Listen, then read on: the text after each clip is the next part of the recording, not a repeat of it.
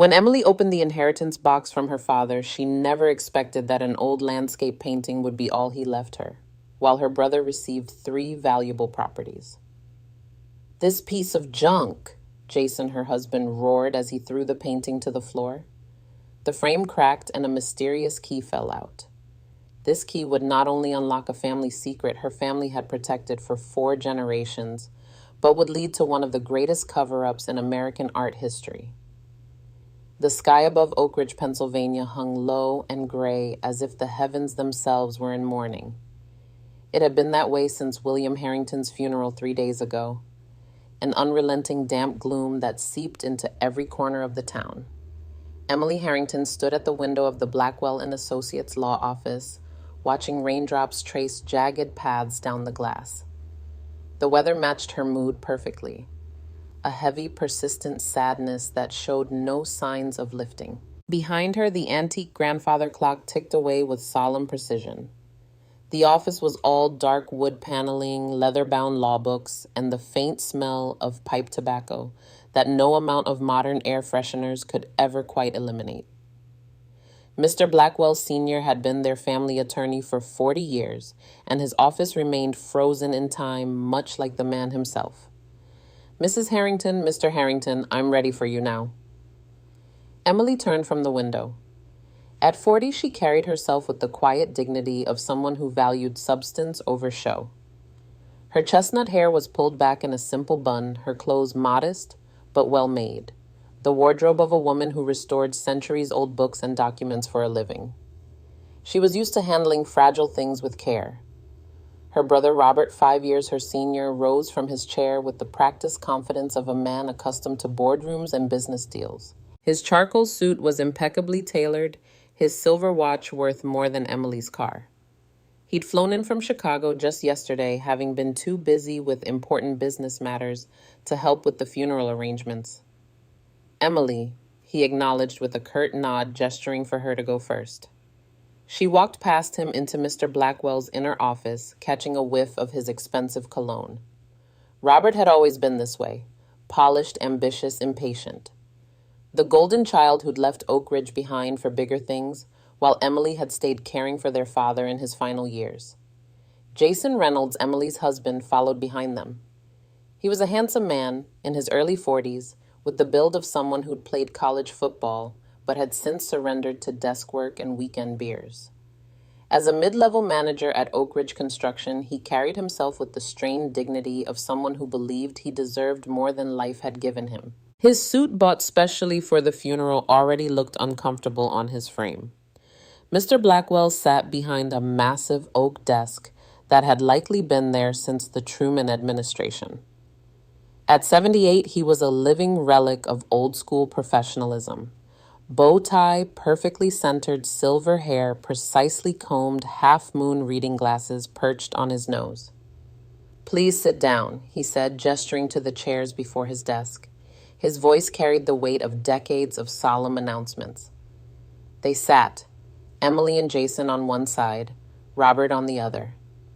A physical manifestation of the invisible line that had divided the family for years. "As you know, we're here to discuss the last will and testament of William Joseph Harrington." Mr. Blackwell began lifting a thick folder embossed with the family name. "Your father was very specific about his wishes." Emily felt a tightness in her chest. Her father had been gone just 3 days, and already they were dividing up his life like items on an auction block. William Harrington had been a history professor at Oak Ridge Community College for over 40 years, an amateur art collector, and a man of quiet but unshakable principles. In his retirement, he'd grown increasingly private, spending hours in his study with his books and art pieces. "I'll begin with the real estate holdings," Mr. Blackwell continued, adjusting his glasses. "To Robert James Harrington, I leave the family home at 1425 Maple Street in Oak Ridge, valued at approximately $1.8 million. Robert nodded as if receiving only what was expected.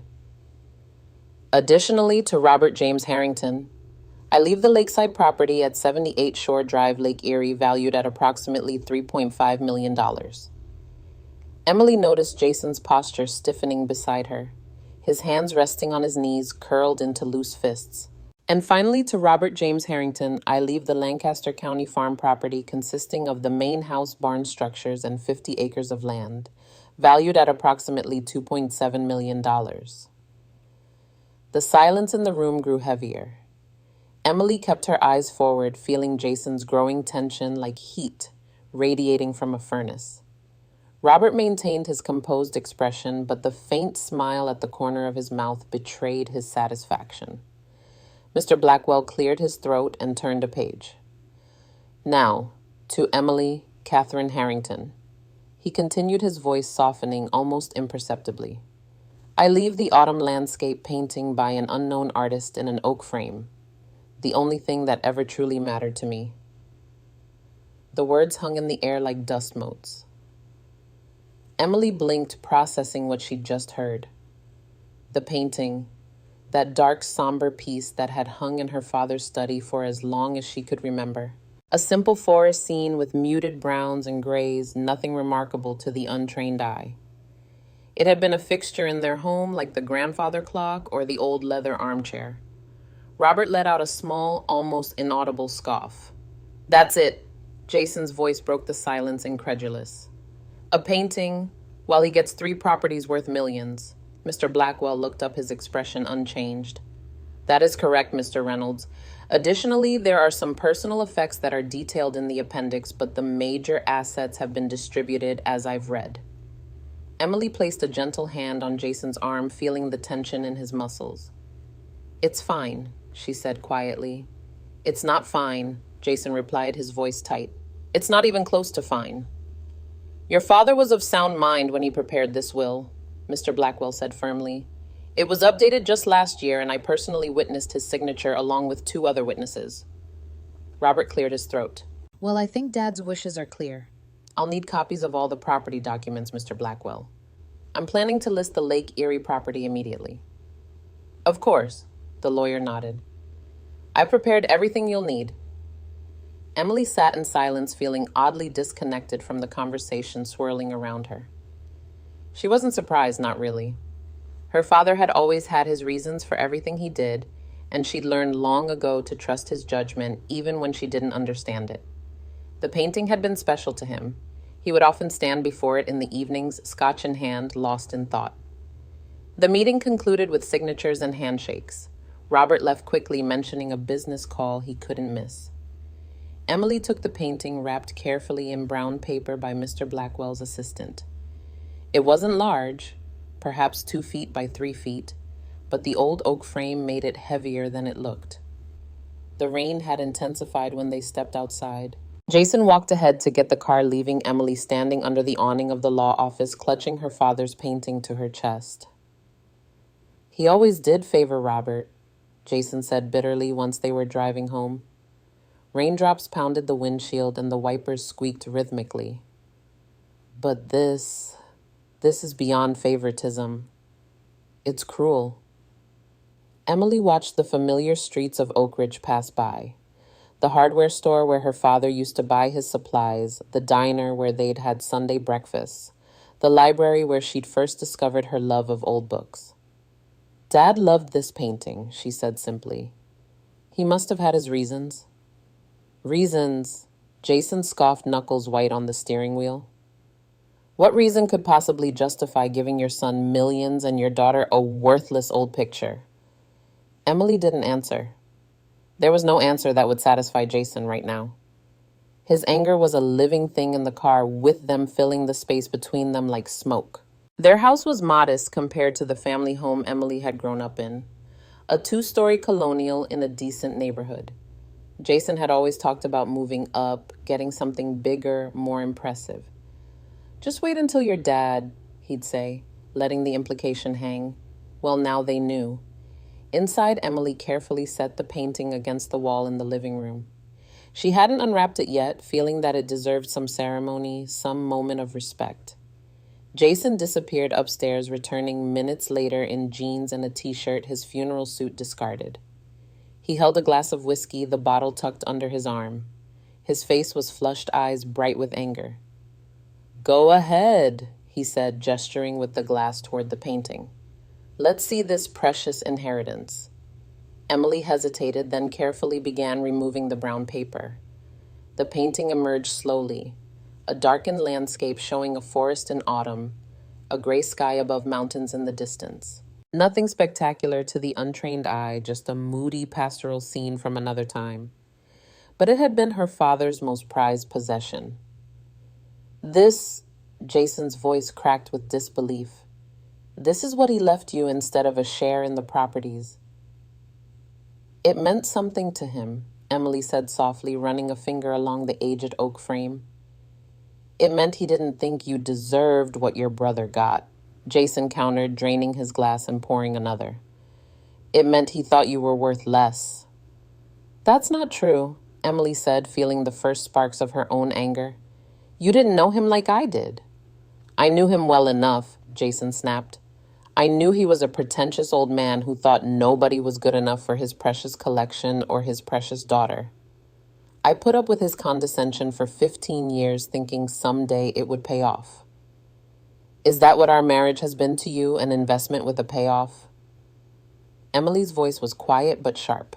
Jason's laugh was harsh. Don't act so surprised. Everyone invests in their future.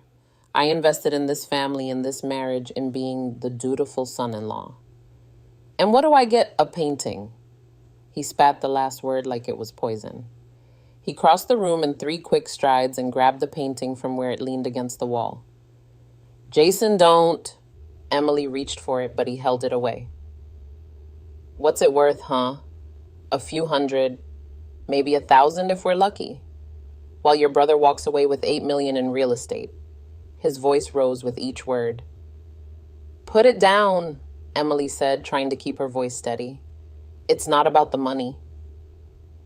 It's always about the money, Jason roared. What happened next seemed to unfold in slow motion.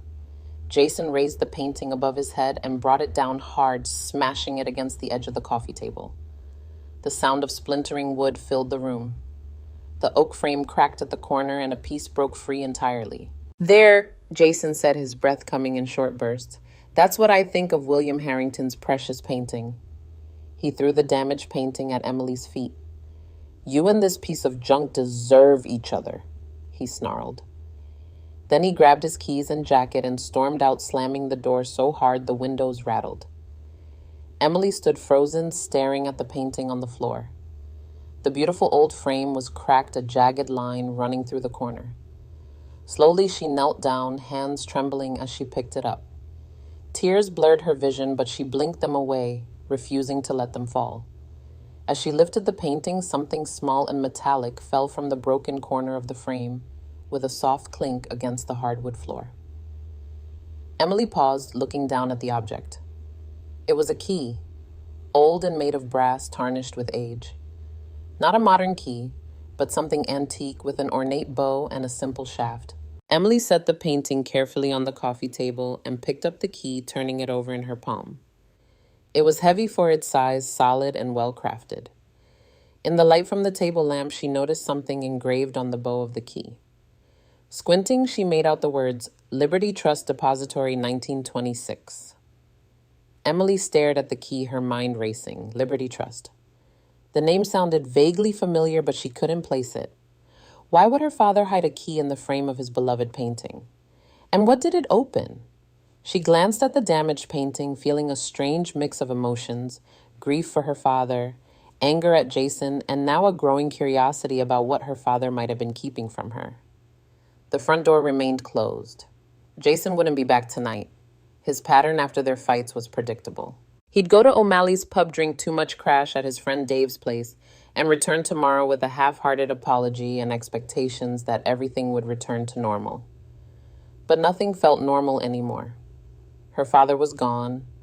Her brother had inherited millions. Her husband had revealed just how conditional his love truly was, and now this mysterious key had appeared from a hiding place in her inheritance. Emily carefully set the key on the coffee table and went to the kitchen, returning with her phone and laptop. If there was one thing she knew how to do, it was research. As a document conservator, she'd spent countless hours tracing the origins and histories of ancient texts and artifacts. Now she would apply those skills to this mystery her father had left her. She started with a simple search, Liberty Trust Depository 1926. The first results confirmed what the name had suggested. Liberty Trust had been a major banking institution in the eastern United States during the early 20th century, particularly prominent in Pennsylvania and New York. Founded in 1890, it had been known for its imposing stone buildings and, more importantly, for its exclusive private vault services for wealthy clients. Emily scrolled through old photographs of Liberty Trust's main building in Pittsburgh. A granite fortress with massive columns and bronze doors, the very picture of financial stability and power. According to the articles, Liberty Trust had been one of many financial institutions that collapsed during the Great Depression. In 1933, following the national bank holiday declared by President Roosevelt, Liberty Trust had failed to reopen. Further reading revealed that the federal government had taken control of the bank's assets, but many of the private vaults had remained sealed and unclaimed. Some contained fortunes in cash, jewelry, art, and other valuables that had never been recovered by their owners. Families who had lost everything in the financial catastrophe and either couldn't prove ownership or had simply disappeared. Emily's pulse quickened as she read an article from the Pittsburgh Historical Society about the fate of the Liberty Trust building. In the 1980s, it had been purchased by a private security firm called Heritage Security, which had modernized the facilities while preserving much of the original architecture, including the massive underground vault complex. Heritage Security, Emily murmured, making a note of the name. The company still existed with headquarters at the same address as the old Liberty Trust building in downtown Pittsburgh. She held the key up to the light again, studying the craftsmanship and the engraving. This wasn't just any key. It was a vault key from one of the most prestigious private banking facilities of the pre-Depression era. And her father had hidden it inside the frame of his most treasured possession. Emily set her laptop aside and carefully examined the painting again. The broken frame revealed that it had been hollowed out specifically to hide the key. This wasn't an accident or a convenient hiding spot.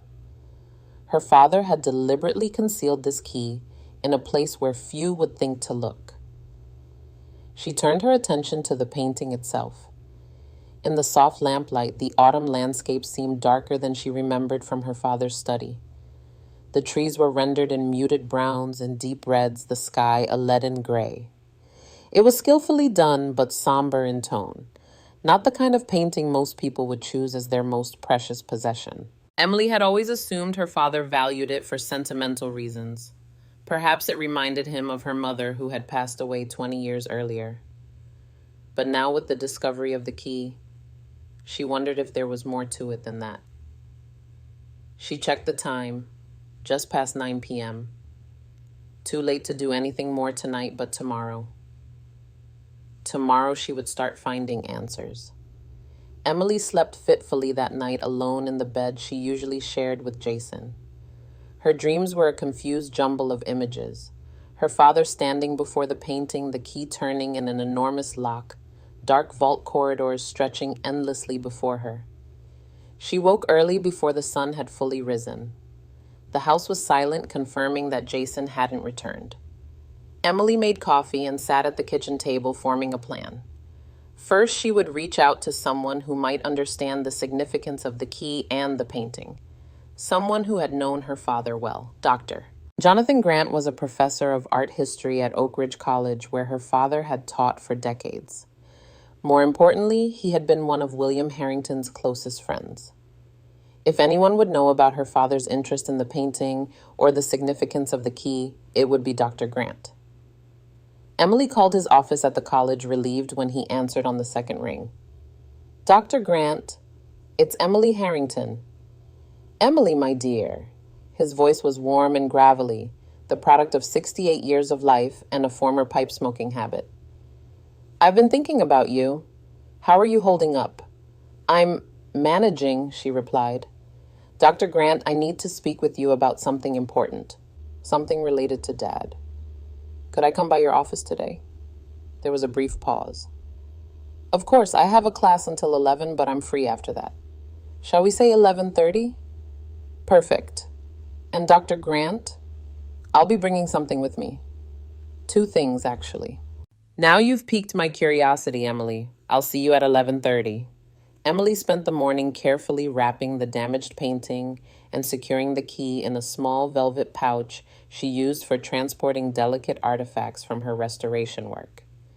She left a note for Jason, though she wasn't sure he'd be home to read it. Gone to the college to see Dr. Grant. Back later.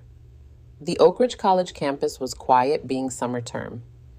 Emily made her way to the Arts Building, a stately brick structure where both her father and Dr. Grant had taught for decades. The familiar smell of old books and floor polish greeted her as she entered, bringing back memories of visiting her father's office as a child. Dr. Grant's office was on the third floor at the end of a long corridor lined with framed artwork from various periods, teaching aids for his art history classes. The door was open and she could see him at his desk, surrounded by books and papers in organized chaos. He looked up as she approached, his face breaking into a smile. Jonathan Grant was tall and lean, with a full head of silver hair and a neatly trimmed beard. He dressed like the quintessential professor. Tweed jacket with leather elbow patches, bow tie, and round spectacles that magnified his keen blue eyes. "Emily, come in, come in." He rose to greet her, embracing her warmly. "It's good to see you, though I wish it were under happier circumstances." "Thank you for making time," she said, carefully setting her wrapped bundle against his desk. "For William Harrington's daughter, always." He gestured to a chair. "Please sit. Would you like some tea? I was just about to make a cup." "That would be nice, thank you." As Dr. Grant busied himself with an electric kettle on a side table, Emily looked around his office. It was a scholar's sanctuary, walls lined with bookshelves, art history texts stacked in precarious towers, prints and paintings covering every available space. A vintage record player sat in one corner with vinyl albums neatly filed beside it. "Your father's memorial service was beautiful," Dr. Grant said as he handed her a steaming mug of Earl Grey. He would have approved of its dignity and simplicity. He would have hated being the center of attention, Emily replied with a small smile. "Indeed." Dr. Grant settled into his chair. "Now, what are these mysterious items you've brought to show me?" Emily set her tea aside and carefully unwrapped the painting, propping it against the desk so Dr. Grant could see it. His eyebrows rose slightly. "Ah, William's Autumn Landscape. I always admired this piece." He leaned forward, examining it more closely. "But the frame, what happened?" "My husband happened," Emily said flatly. "He was upset about the terms of Dad's will." Understanding dawned in Dr. Grant's eyes. "I see. William mentioned he was planning to leave this to you. I take it your brother received the more substantial material assets." Emily nodded. "All three properties. I got the painting, which Jason considered an insult." She pointed to the damaged corner of the frame. But his temper revealed something interesting. She reached into her bag and withdrew the velvet pouch, opening it to reveal the key. Dr. Grant's eyes widened as she placed it in his palm. "Good heavens," he murmured, holding the key up to the light. "Liberty Trust Depository, 1926. "Emily, do you know what this is?" "A key to a vault box at Liberty Trust Bank, which collapsed during the Depression," she replied. "But beyond that, I'm not sure.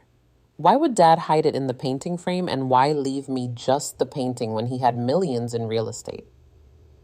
Dr. Grant carefully set the key on his desk, his expression serious. "Liberty Trust wasn't just any bank, Emily.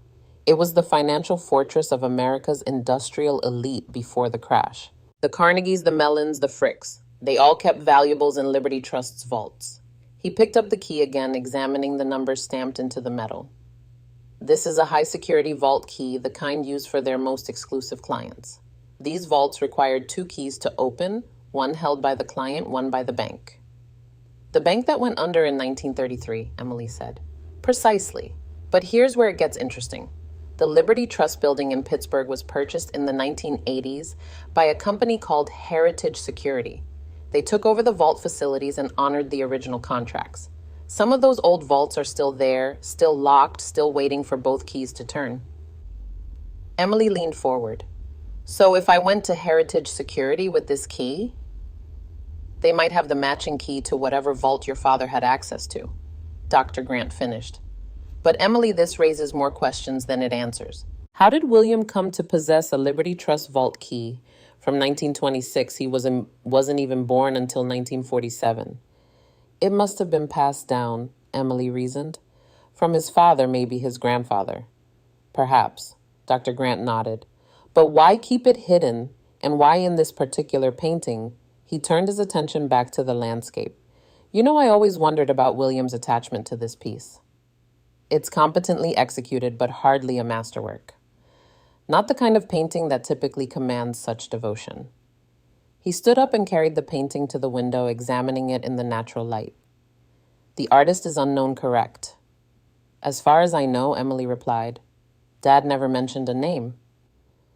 Dr. Grant peered closely at the canvas, his eyes narrowing. Interesting texture in places. Almost as if...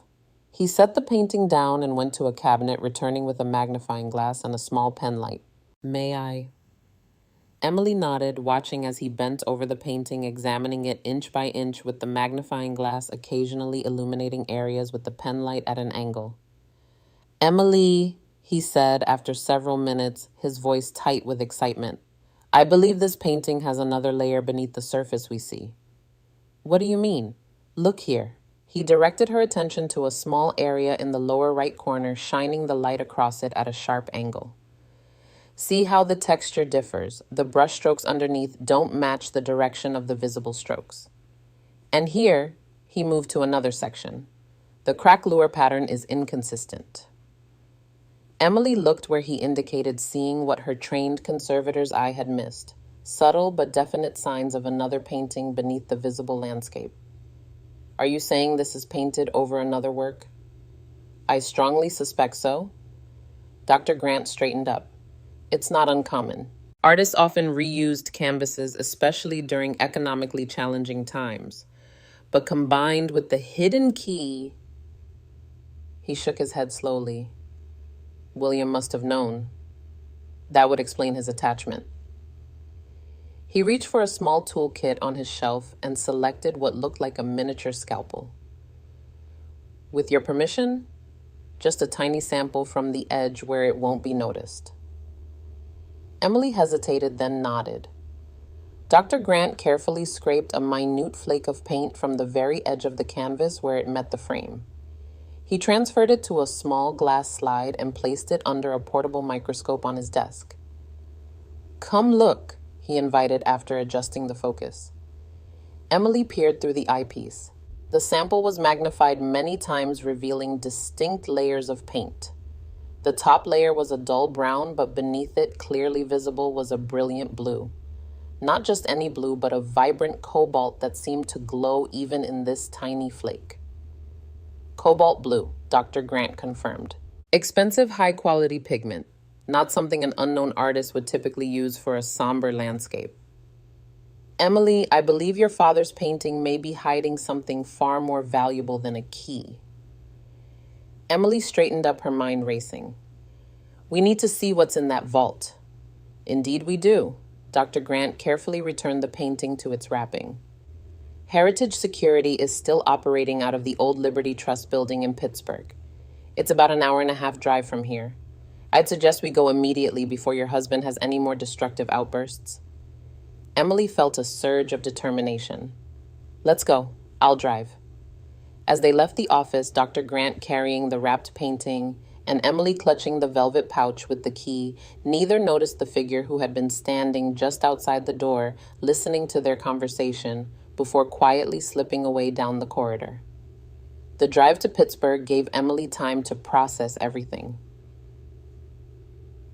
Doctor. Grant sat beside her, occasionally pointing out landmarks or sharing stories about her father from their decades of friendship. Your father was a man of principle, Emily, he said as they approached the city, sometimes maddeningly so. He believed that doing the right thing was more important than doing the easy thing. He could have just told me about the key, Emily said, merging onto the highway that would take them into downtown Pittsburgh. Whatever secret he was keeping, he could have shared it with me. Dr. Grant nodded thoughtfully. Perhaps he meant to.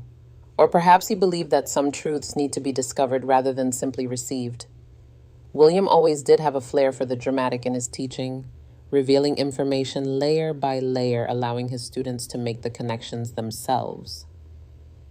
"This seems a bit extreme for a teaching moment," Emily remarked dryly. "Indeed," Dr. Grant chuckled.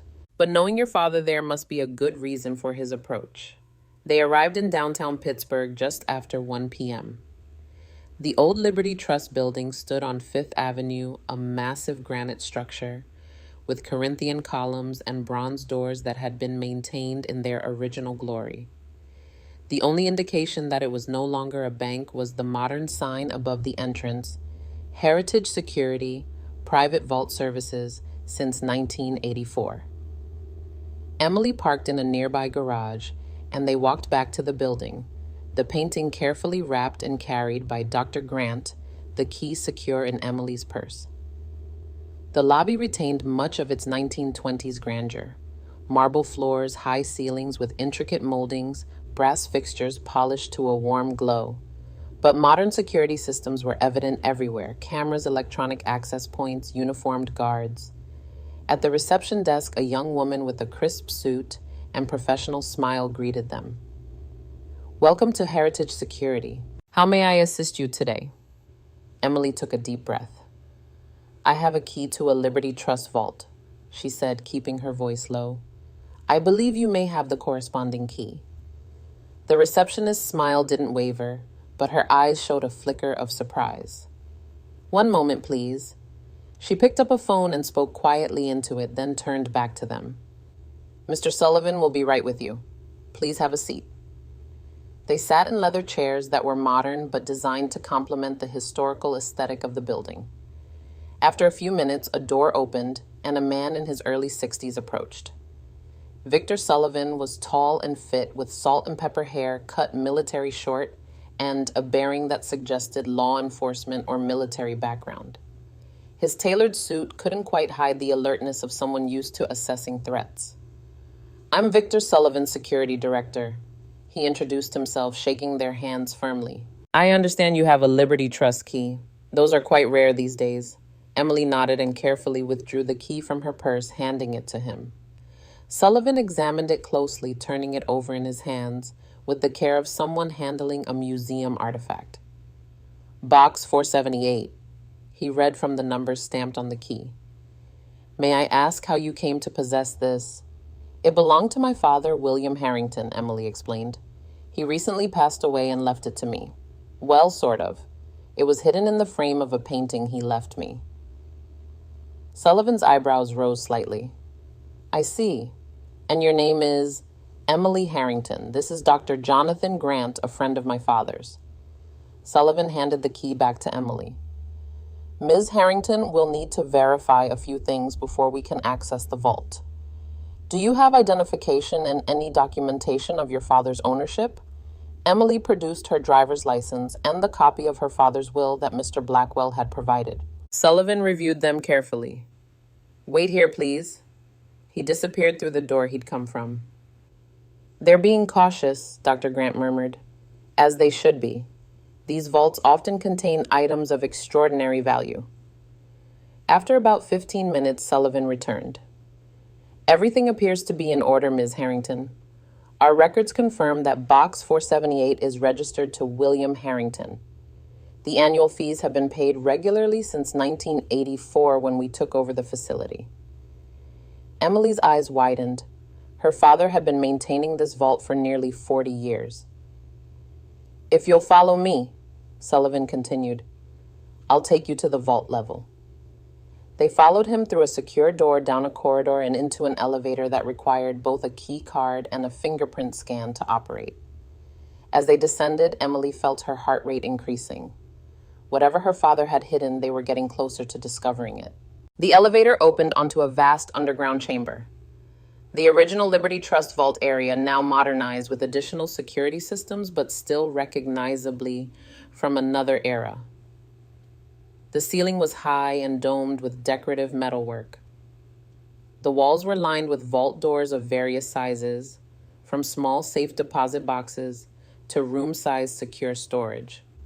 Sullivan led them past several rows of smaller vaults to an area marked Heritage Private Collection. Here the boxes were larger and spaced further apart, each with an elaborate locking mechanism requiring 2 keys. Box 478, Sullivan announced, stopping before a vault door about 3 feet square. These high-security vaults were designed for Liberty Trust's most exclusive clients. He gestured to the dual keyholes. They required 2 keys, the client key and the bank key. Neither can open the vault alone. He produced a key from a secure case he carried and inserted it into the upper lock. Your key goes in the lower lock, Ms. Harrington. Emily's hand trembled slightly as she inserted the brass key into the lock. It fit perfectly. On 3, we turn the keys simultaneously, Sullivan instructed. 1, 2, 3. Both keys turned with a heavy, satisfying click. Sullivan grasped the handle on the vault door and pulled. The thick metal door swung open smoothly, revealing a deep compartment lined with what appeared to be the original brass from 1926. Inside were only 2 items, a leather-bound journal darkened with age and a folded document yellowed and creased. Emily reached in and carefully removed both items, handling them with the reverence of a trained conservator. She handed the journal to Dr. Grant while she unfolded the document with delicate movements. It was a certificate printed on heavy, high-quality paper with an ornate letterhead. Galleria Americana, Fine Art Authentication and Provenance. And the document was dated October 12, 1928, and bore several official-looking stamps and signatures. Emily's breath caught as she read the typed text. This document certifies that the painting titled Autumn Landscape is in fact the original work, The Final Dawn, by renowned American artist Daniel Eastwood, 1875-1931, painted in 1918. The canvas has been authenticated through comprehensive analysis of brushwork, pigment composition, and comparison with known works by the artist. Dimensions 24x36. Medium oil on canvas. Note: this work was thought lost during the economic turbulence of 1929 to 1933. Its authenticity is beyond question. Current valuation 1928, 18,500. Commissioned by the Eastwood family as part of their private collection. At the bottom was a handwritten edition dated 1984. Contemporary valuation 2.3 million. Appreciation continues to accelerate as Eastwood works become increasingly rare. Emily looked up at Dr. Grant, who was engrossed in the journal. Dr. Grant, she said, her voice barely above a whisper. The painting, it's a Daniel Eastwood. The Final Dawn. It's worth millions. Dr. Grant looked up from the journal, his face grave. And that's not all, Emily. This journal, it appears to be a record kept by your grandfather, Samuel Harrington, and later continued by your father. It documents the movement and protection of the painting over decades. He turned the journal so she could see a page of entries, dates, locations, cryptic notations about materials and payments. But why would they need to protect it, and why paint over it? Emily asked. Dr. Grant turned to a specific page in the journal. According to this entry from 1946, your grandfather was entrusted with the painting by Theodore Eastwood himself, Daniel's brother and heir, just before the crash of 29. The Eastwood family knew they were about to lose everything. They wanted to protect at least one masterpiece from their collection. So they gave it to my grandfather. Why? It says here that Samuel Harrington was the most trusted employee Of the household, a man of unimpeachable integrity. He was their butler, Emily. He promised to keep the painting safe until the family could reclaim it. Emily sat down on a bench nearby, trying to process this information. But they never did reclaim it. The Great Depression hit the Eastwoods particularly hard, Dr. Grant explained, still reading from the journal. Theodore committed suicide in 1933. His children scattered, some to Europe, some to the West Coast. Contact was lost. Samuel kept his promise, protecting the painting through the Depression, through World War II and beyond. He even painted over it himself to disguise it. That's the autumn landscape we see. And then my father continued the guardianship, Emily murmured. Yes, According to these entries, William took over in 1972 when Samuel passed away. He maintained the vault, kept the painting safe, and apparently tried to locate Eastwood descendants several times over the decades. Sullivan, who had been standing respectfully at a distance, cleared his throat.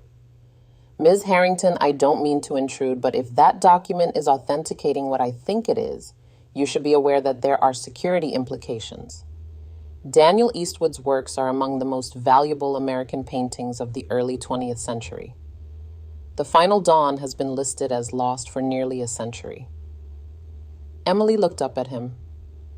How much would it be worth today? Sullivan considered for a moment. Based on recent auction results for Eastwood's work, and given the historical significance of a lost masterpiece, conservatively $45 to $50 million, the number seemed to echo in the vault chamber. $50 million. For the painting her husband had smashed against their coffee table in a fit of rage. The painting her father had left her instead of property, worth a fraction of that amount. We should go, Dr. Grant said, gently closing the journal. We have much to discuss, and this isn't the place. Emily nodded carefully, refolding the certificate and taking the journal from Dr. Grant. She placed both back in the vault and closed the door. The locks engaged automatically. You're not taking the items, Sullivan asked, surprised.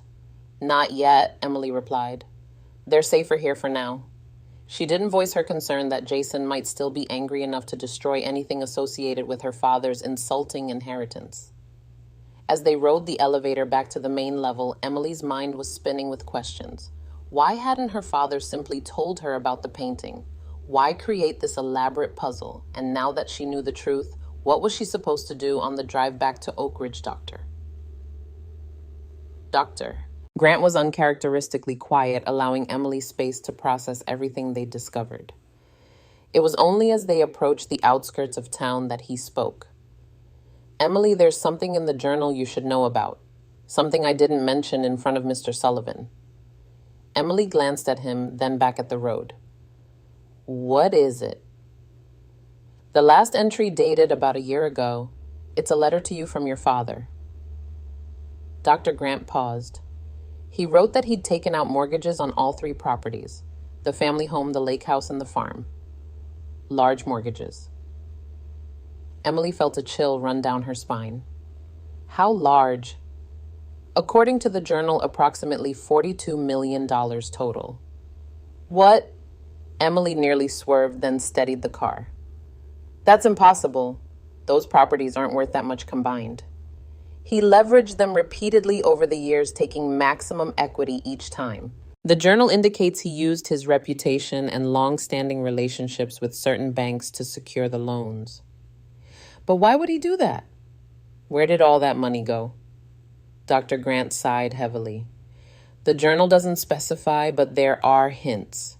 Regular payments to security services, conservation materials, storage fees, and significant amounts transferred to numbered accounts. Your father was spending millions to fulfill his promise to protect the painting, and, I suspect, to try to locate the rightful Eastwood heirs. Emily gripped the steering wheel tightly. And now Robert has inherited properties with $42 million in debt attached to them.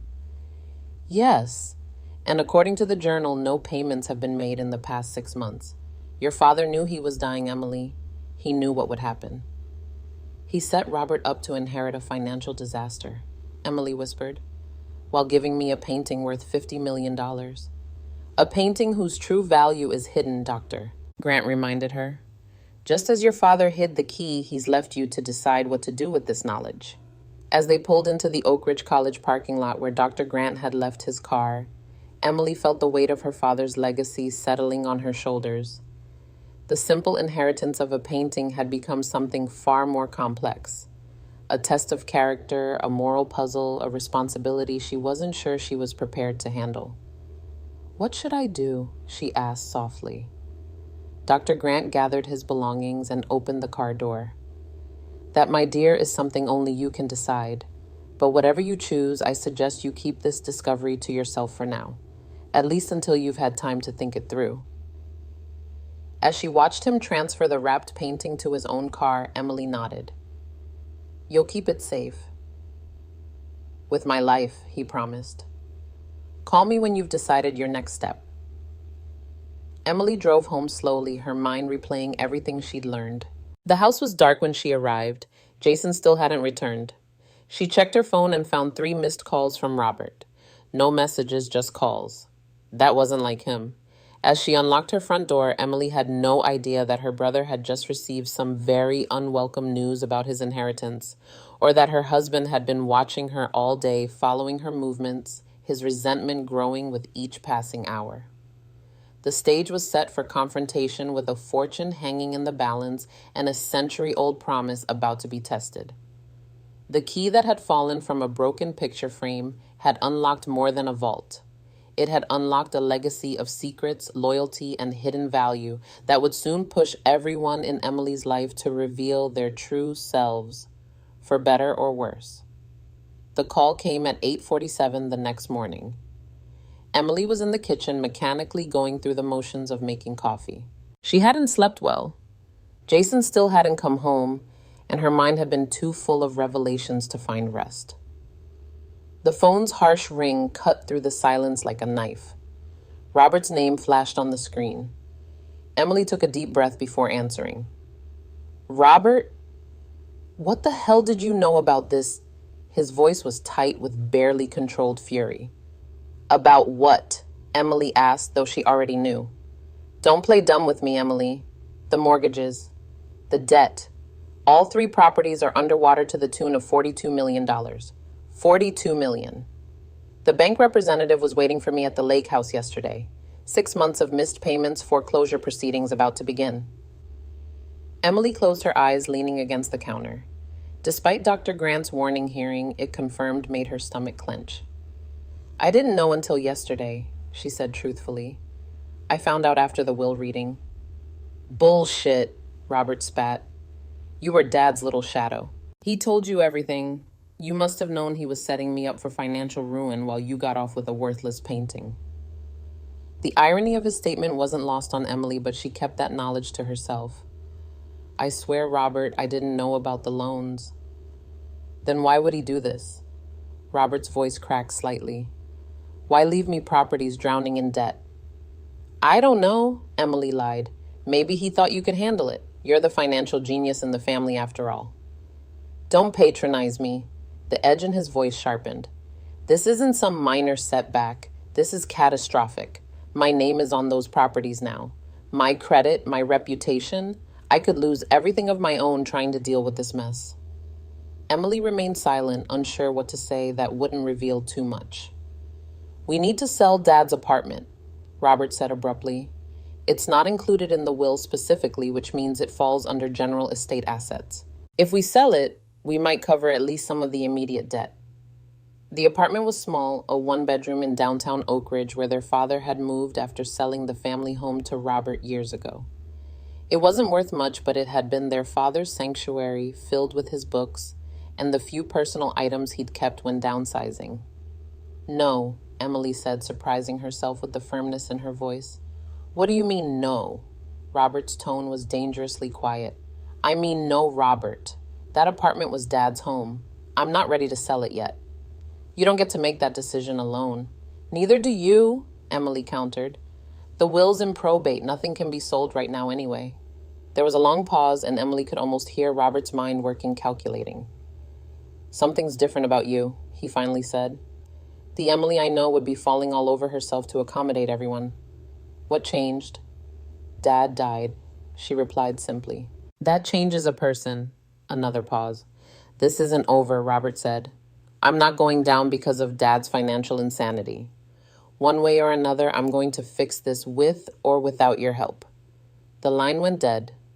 Emily set her phone down on the counter, her hands trembling slightly. She hadn't anticipated how difficult it would be to keep the truth from Robert. She'd always been terrible at hiding things from him growing up. He'd always managed to ferret out her secrets, her crushes, her minor transgressions. But this was different. This wasn't about sibling rivalry.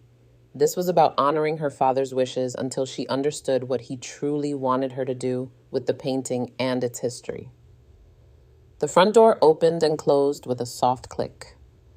Emily tensed, then relaxed slightly as Jason walked into the kitchen.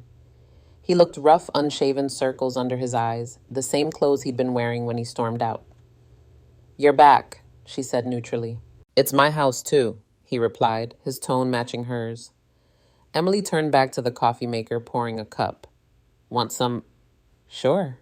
She handed him a mug, and they stood in uncomfortable silence, the kitchen island between them like a demilitarized zone. "I shouldn't have broken the frame," Jason finally said, not quite meeting her eyes. That was excessive. It wasn't an apology, not really, but it was probably the closest thing to one she'd get. "Yes, it was," Emily agreed, not making it easier for him. Jason took a long sip of coffee, then set the mug down with deliberate care. "Where did you go yesterday? I came by around noon, but you weren't here." Emily hesitated. "I went to see Dr. Grant at the college, Dad's old friend. I needed to talk to someone who knew him well." About the painting, Jason's eyes flicked to the wall where it had been propped the day before. "Among other things," Emily hedged. "Where is it now?" "I left it with Dr. Grant for safekeeping. He's going to help me get the frame repaired." Jason nodded slowly, then reached into his pocket and pulled out a small brass object. Emily's heart skipped a beat as he set the Liberty Trust key on the counter between them. "You dropped this," he said, "when you were picking up the pieces of the frame." Emily stared at the key, trying to keep her expression neutral. "Thanks, it's just an old key I found." "Liberty Trust Depository," Jason read from the engraving. "That bank's been gone for 90 years. What's it for Emily?" "I don't know," she lied. "It was probably just decorative, built into the frame somehow." Jason studied her face. In 15 years of marriage, he'd learned to read her tells. "You're lying," he said quietly. "You know exactly what it's for." Emily picked up the key, closing her fingers around it. "It doesn't matter. It's just a family keepsake. From a bank that collapsed during the Depression seems like an odd keepsake." Jason leaned forward. "What did you and Dr. Grant talk about yesterday? And don't say Dad. You two were up to something." "I don't know what you're talking about," Emily said, moving to leave the kitchen. Jason's hand shot out, gripping her wrist, not hard enough to hurt, but firmly enough to stop her. "Robert called me last night." Emily froze. "What?" "He told me about the mortgages, 42 million in debt hidden for years. Your father was up to something, Emily, something big, and I think you know what it was." Emily pulled her arm free. "I need to get ready for work." "It's Saturday," Jason pointed out. "I have a restoration project at the studio," she said, backing away. "A Bible from 1763. Very delicate work." It wasn't entirely a lie. There was a Bible waiting for her attention at her small restoration studio downtown. But that wasn't where she was headed. "We're not done talking about this," Jason called after her as she climbed the stairs. "Later," she replied, not looking back. In the bathroom, Emily locked the door and leaned against it, breathing deeply. Jason knew something was up, and now he and Robert were communicating, comparing notes. That was a dangerous development. She showered and dressed quickly, choosing practical clothes, jeans, a light sweater, comfortable shoes. As she was gathering her purse and keys, her phone buzzed with a text from Dr. Grant. "Something in the journal you should see. Come to my house, not the office. Use the back entrance." The urgency in his message accelerated her departure. She passed Jason in the living room, glued to his phone. "I'll be back later," she said, not slowing down. "Emily." His voice stopped her at the door. "Whatever you're hiding, I'll find out. You know that, right? I always do." It was true. Throughout their marriage, Jason had prided himself on his ability to uncover things. The surprise party she'd tried to plan for his 30th, the Christmas gifts. She'd hidden the small savings account she'd started for a trip to Europe. But those had been innocuous secrets, not a painting worth $50 million and a century-old promise. "There's nothing to find, Jason," she said, and left before he could respond.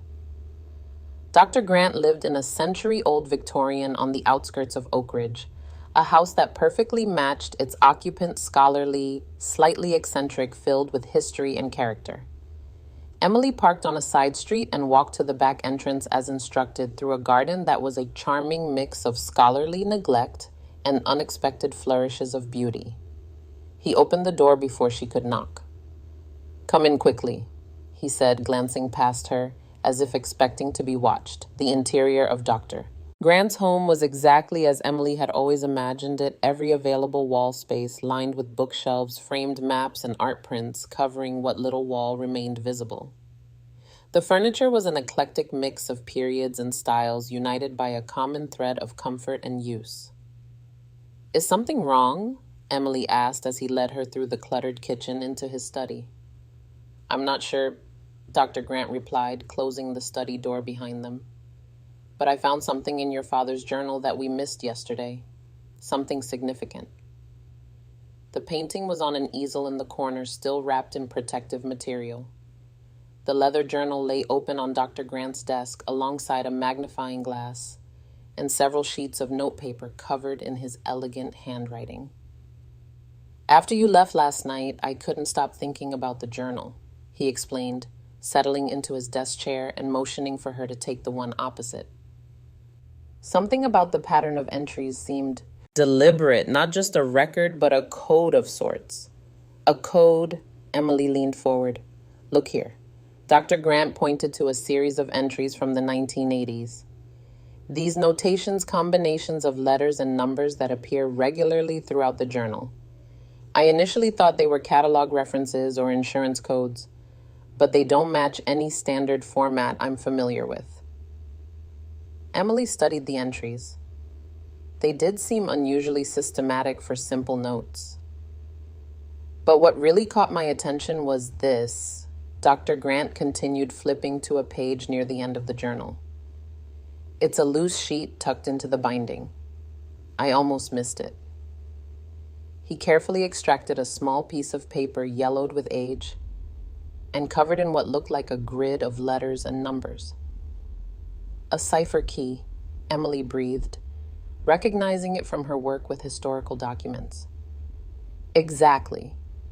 Your father, or perhaps your grandfather before him, was encoding certain information in these entries. I spent half the night working on it, and I've managed to decode a small section." He handed her one of his notepaper sheets. In his precise handwriting was a translation: Eastwood heirs located 1992, San Francisco. T.E. Jr.'s grandson Alexander, now head of family. Rebuilt fortune in tech sector. Actively searching for lost art collection.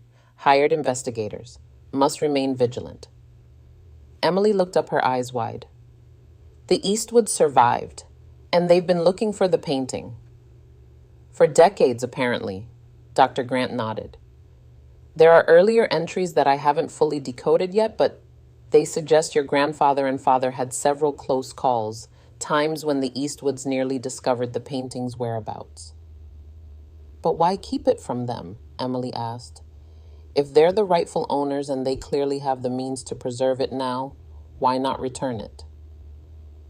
"That's the question, isn't it?" Dr. Grant removed his glasses, polishing them thoughtfully.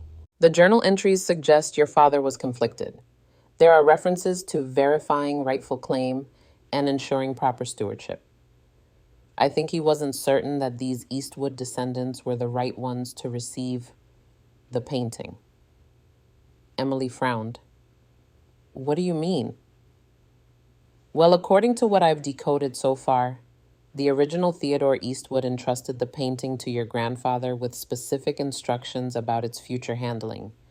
Something about it being more than just a painting and a responsibility, not a possession."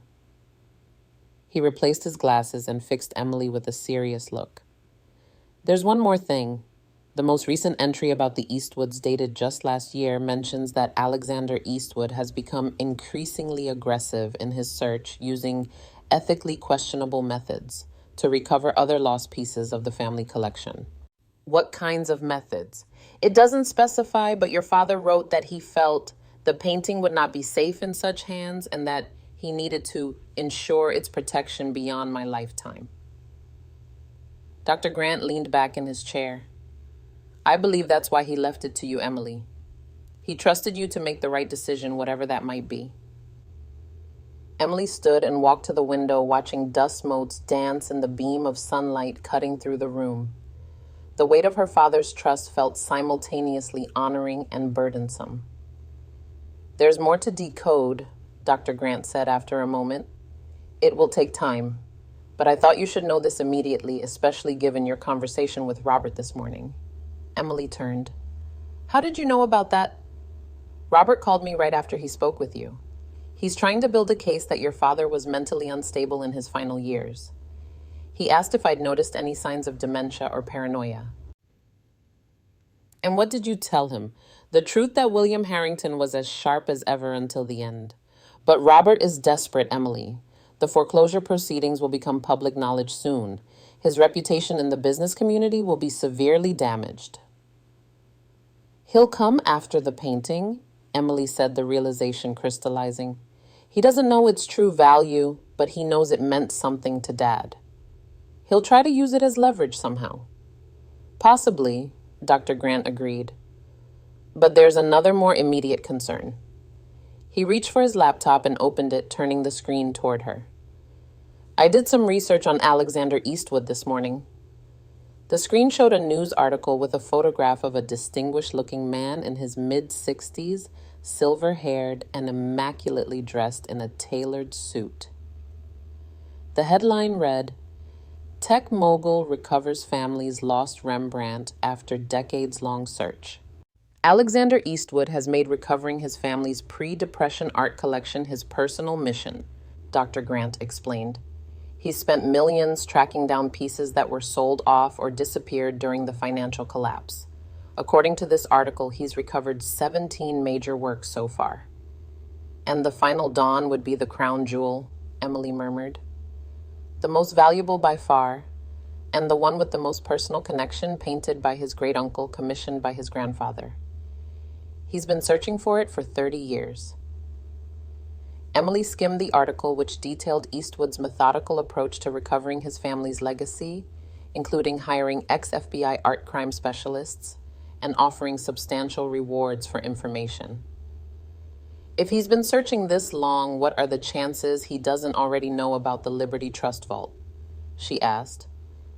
I wondered the same thing, Dr. Grant replied. Your father's journal mentions taking extensive precautions using cash for the vault fees, maintaining a post office box for correspondence, never visiting on a regular schedule. But with Eastwood's resources, a chill ran down Emily's spine. You think he might already be watching us? I think we should proceed with extreme caution, Dr. Grant said carefully. The stakes are extraordinarily high, both financially and historically. What should we do with the painting? Emily asked, glancing at the wrapped canvas. For now, it stays here. My home has a decent security system, and few people would think to look for a $50 million masterpiece in a retired professor's cluttered study. He smiled wryly. But we should consider moving it somewhere more secure soon. Emily nodded, then paused as a new thought struck her. Dr. Grant, the cipher key we found, could there be others? Other hidden messages or documents we haven't discovered yet? It's certainly possible. Your father was nothing if not thorough. The painting frame, Emily said, moving toward the easel. Jason broke it, but only one corner. If the key was hidden there could be more hidden in the other parts of the frame. Dr. Grant finished rising from his chair. Together, they carefully unwrapped the painting and laid it flat on the desk. The damaged frame was indeed cracked only at one corner. Dr. Grant fetched a magnifying glass and began examining the other 3 corners methodically. The construction is interesting, he murmured. Look how the inner channel is slightly wider than standard, almost as if it was designed to conceal something thin. He gently probed the damaged corner with a slender tool, revealing the hollow space from which the key had fallen. Then, with exquisite care, he inserted the tool into the seam of another corner. There's something here, he said after a moment. I can feel it, something flat and flexible.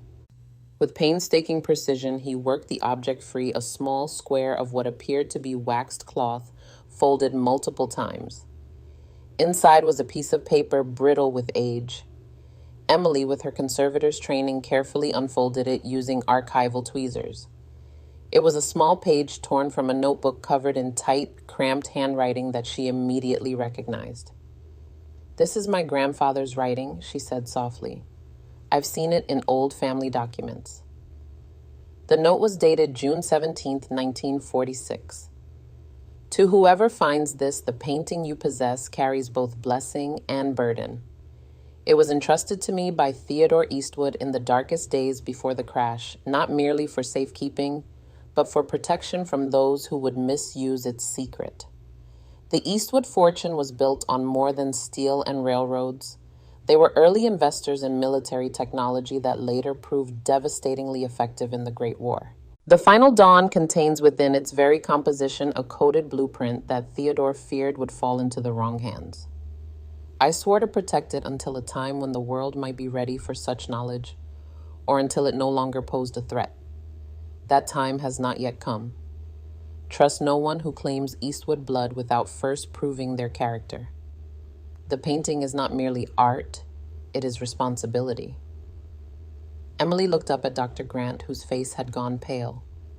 A blueprint hidden in the painting itself. "It would explain the extraordinary lengths your family has gone to protect it," he said quietly, "and why your father was so cautious about the Eastwood descendants. He wasn't just protecting a valuable artwork, he was preventing potentially dangerous information from falling into unknown hands." But what kind of blueprint could still be dangerous after nearly a century, Emily wondered. "Military technology doesn't always lose its potency with time," Dr. Grant replied. "Some principles remain relevant regardless of era. And if Theodore Eastwood was involved in weapons development during the lead up to World War I." He didn't need to finish the thought. Emily understood the implications. Her inheritance was growing more complicated by the hour, no longer just a valuable painting with a fascinating history, but possibly a vessel for dangerous knowledge that her family had been guarding for generations. "We need to know more about Alexander Eastwood," she said decisively. "His character, his connections, his true motivations for recovering the family collection." "I agree," Dr. Grant nodded. "I have some contacts in the art world who might have insights. I'll make some discreet inquiries." Emily checked her watch. "I should go. Jason will be suspicious if I'm gone too long." "Be careful, Emily," Dr. Grant warned. "Don't underestimate your husband. Or your brother. When millions are at stake, people can become unpredictable." "I know," she said, gathering her purse. "I'll call you later." As she walked back to her car, Emily felt a strange sense of unreality. A week ago, her life had been ordinary, predictable even. Now she was at the center of a mystery spanning nearly a century, with millions of dollars and potentially dangerous secrets hanging in the balance. She was so preoccupied that she almost didn't notice the black luxury sedan parked across from her own car, or the man inside watching her through tinted windows. Almost. Emily's restoration studio was located in a converted warehouse in downtown Oak Ridge, a space she'd leased 5 years ago when her business had outgrown the spare bedroom at home. The building had been divided into artist studios and small business spaces with high ceilings, exposed brick, and large windows that provided the perfect natural light for her detailed work. She hadn't planned to actually go to the studio today. Her excuse to Jason had been just that, an excuse. But after leaving Dr. Grant's house, she'd felt the need for a familiar, secure space to think. And if someone was indeed watching her as she suspected, her normal routine would seem less suspicious than erratic movements. The studio was cool and quiet when she unlocked the door. The space was meticulously organized work tables with specialized lighting, storage cabinets for her tools, and materials shelves holding books on conservation techniques and historical bindings. The 1763 Bible she'd mentioned to Jason sat on her main work table, partially disassembled for repair of its cracked spine. Emily locked the door behind her and went to the window, casually adjusting the blinds while scanning the street below. The black sedan was nowhere to be seen, but that didn't mean much. If someone was tracking her movements, they wouldn't need to be obvious about it. She turned on the radio to a classical music station, box cello suites appropriately somber, and sat down at her work table. The familiar motions of restoration work might help clear her mind. As she carefully cleaned the Bible's leather binding, her thoughts circled back to her father's journal and her grandfather's hidden note. A blueprint concealed within the painting itself. It seemed fantastical, like something from a spy novel. And yet it explained so much: the extraordinary precautions, the disguising of the painting, the generations of secrecy. But how would such a thing even be possible? How could a painting contain a blueprint? Emily's phone buzzed with a text. Dr. Grant, check your email. Important information about our mutual interest. She went to her computer and opened her email to find a message from Dr. Grant with the subject line, Research Notes on Eastwood Collection. The body of the email was brief. Emily, I've attached some preliminary findings regarding the provenance questions we discussed. Of particular note is the family's connection to military contracts during the period in question. Please review at your convenience. Also, I've consulted with a colleague about conservation options for the oak frame. His recommendation is attached as well. Emily understood the subtext immediately. Dr. Grant was being cautious, framing their communication in terms that would seem innocuous if intercepted. She opened the first attachment titled Eastwood Family History.pdf. The document contained what appeared to be excerpts from various historical sources about the Eastwood family with Dr. Grant's annotations. Theodore Eastwood had indeed been heavily involved in military technology development prior to World War I, securing patents for advancements in artillery design that were later adopted by the U.S. Army. His brother Daniel, the artist, had worked as a technical illustrator for the War Department before turning to fine art full-time. Most interestingly, Theodore Eastwood had been investigated by the federal government in 1927 for allegedly attempting to sell weapons technology to foreign interests, a charge he vehemently denied, and was eventually cleared of, though the investigation had severely damaged his reputation and business relationships. The second attachment was labeled oakframeconservation.pdf. But when Emily opened it, she found not information about frame repair, but a dossier on Alexander Eastwood. Dr. Grant had been thorough. The document detailed Alexander's rise in the tech industry in the 1980s and 90s, his founding of Eastwood Data Systems, and its eventual sale to a larger corporation for billions. Since then, he had focused on recovering his family's lost art collection, a pursuit that had become increasingly aggressive over the years. Most concerning were the notes about his methods. Several sources in the art world described Eastwood as ruthless and intimidating in his pursuit of family pieces. There had been allegations of threatening behavior toward owners of Eastwood family artworks, though nothing had ever resulted in legal action. One gallery owner was quoted anonymously as saying, "He doesn't just want the art, he wants to erase the history of its loss, as if the family never suffered the humiliation of financial ruin." So there were also references to Eastwood's connections to defense contractors and his company's history of developing software for military applications, a family tradition of sorts, echoing his great-grandfather's work. The final page contained a recent photograph of Eastwood at a charity gala in New York, alongside a handwritten note from Dr. Grant. "He'll find us eventually. The question is whether we find him first." Emily closed the document and sat back processing the information. Alexander Eastwood was powerful, determined, and potentially dangerous, not someone to be underestimated. And if he discovered that the painting contained military technology blueprints that had originated with his family, his desire to possess it would only intensify. Her phone rang, startling her. Jason's name appeared on the screen. She hesitated, then answered. "Hello, where are you?" His voice was tight, controlled. "At my studio, working on the Bible restoration like I told you." "Funny thing," Jason said, an edge to his voice. "I just ran into Diane Matthews at the grocery store. You know, from your book club, she asked if you were feeling better after canceling your studio sessions for the month." Emily's stomach dropped.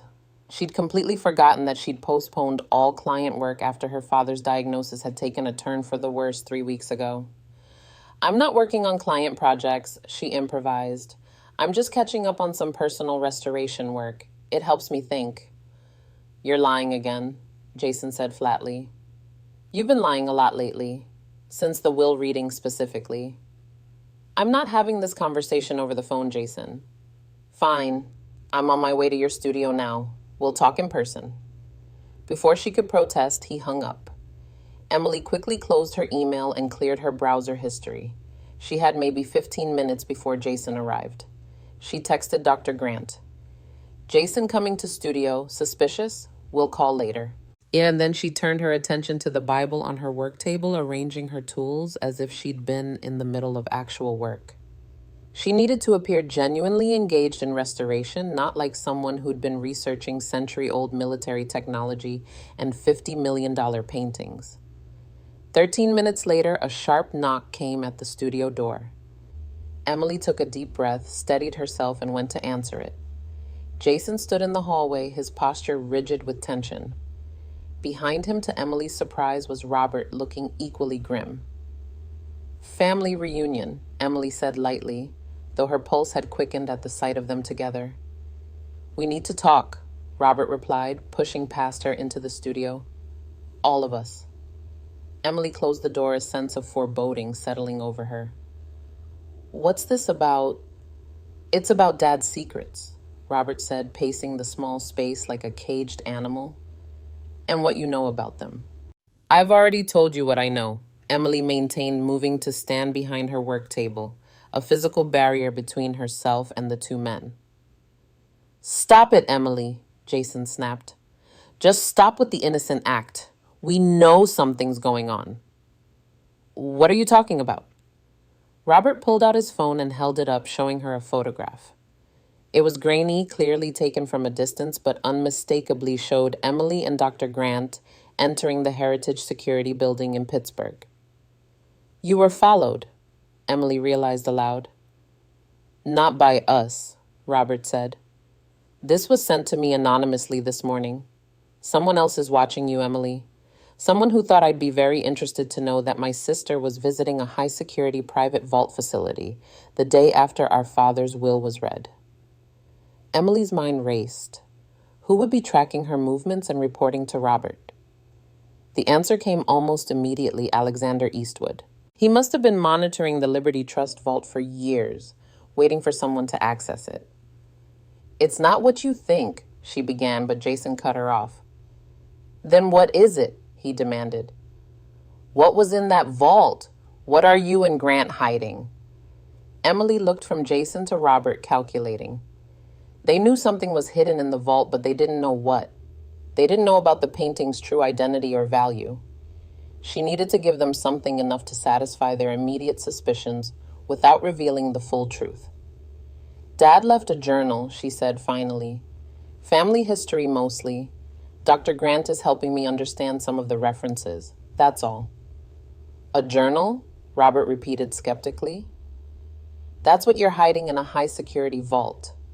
Try again, Emily." "It contains sensitive information about our family," she insisted. "Dad wanted it protected." "What kind of sensitive information?" Jason pressed. Emily thought quickly. "Financial records. Details about how Grandpa Samuel came to work for the Eastwood family before the Depression. Nothing that would help with the mortgage situation if that's what you're hoping."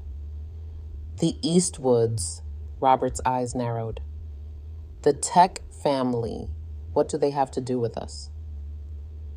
"Grandpa was their butler in the 1920s, Emily explained, sticking as close to the truth as possible. "When they lost everything in the crash, he helped them salvage some personal items. Dad's journal documents that history.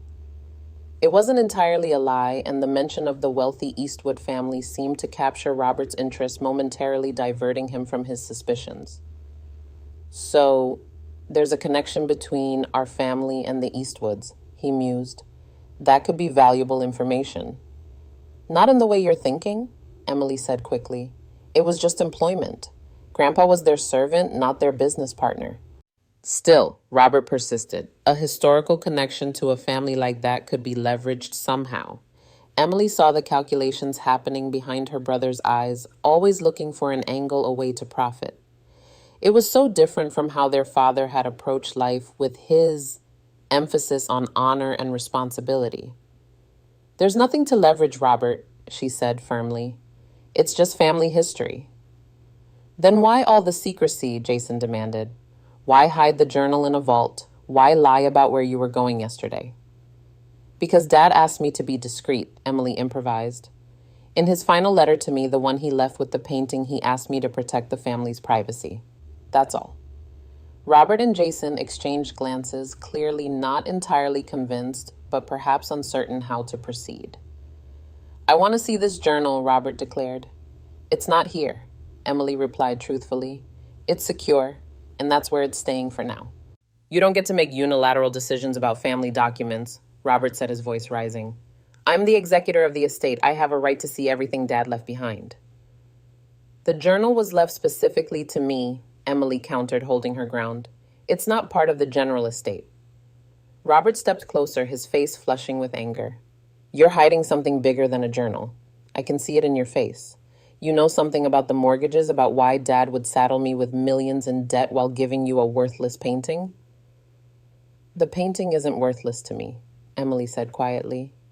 "It meant something to Dad, and that gives it value." "Sentimental bullshit," Robert spat. "While I'm facing financial ruin, you're playing treasure hunt with Dad's crackpot friend, visiting secret vaults and lying to everyone. What's really in that journal, Emily? What's really going on?" Emily held his gaze steadily. "I've told you what I know." The tension in the room was palpable.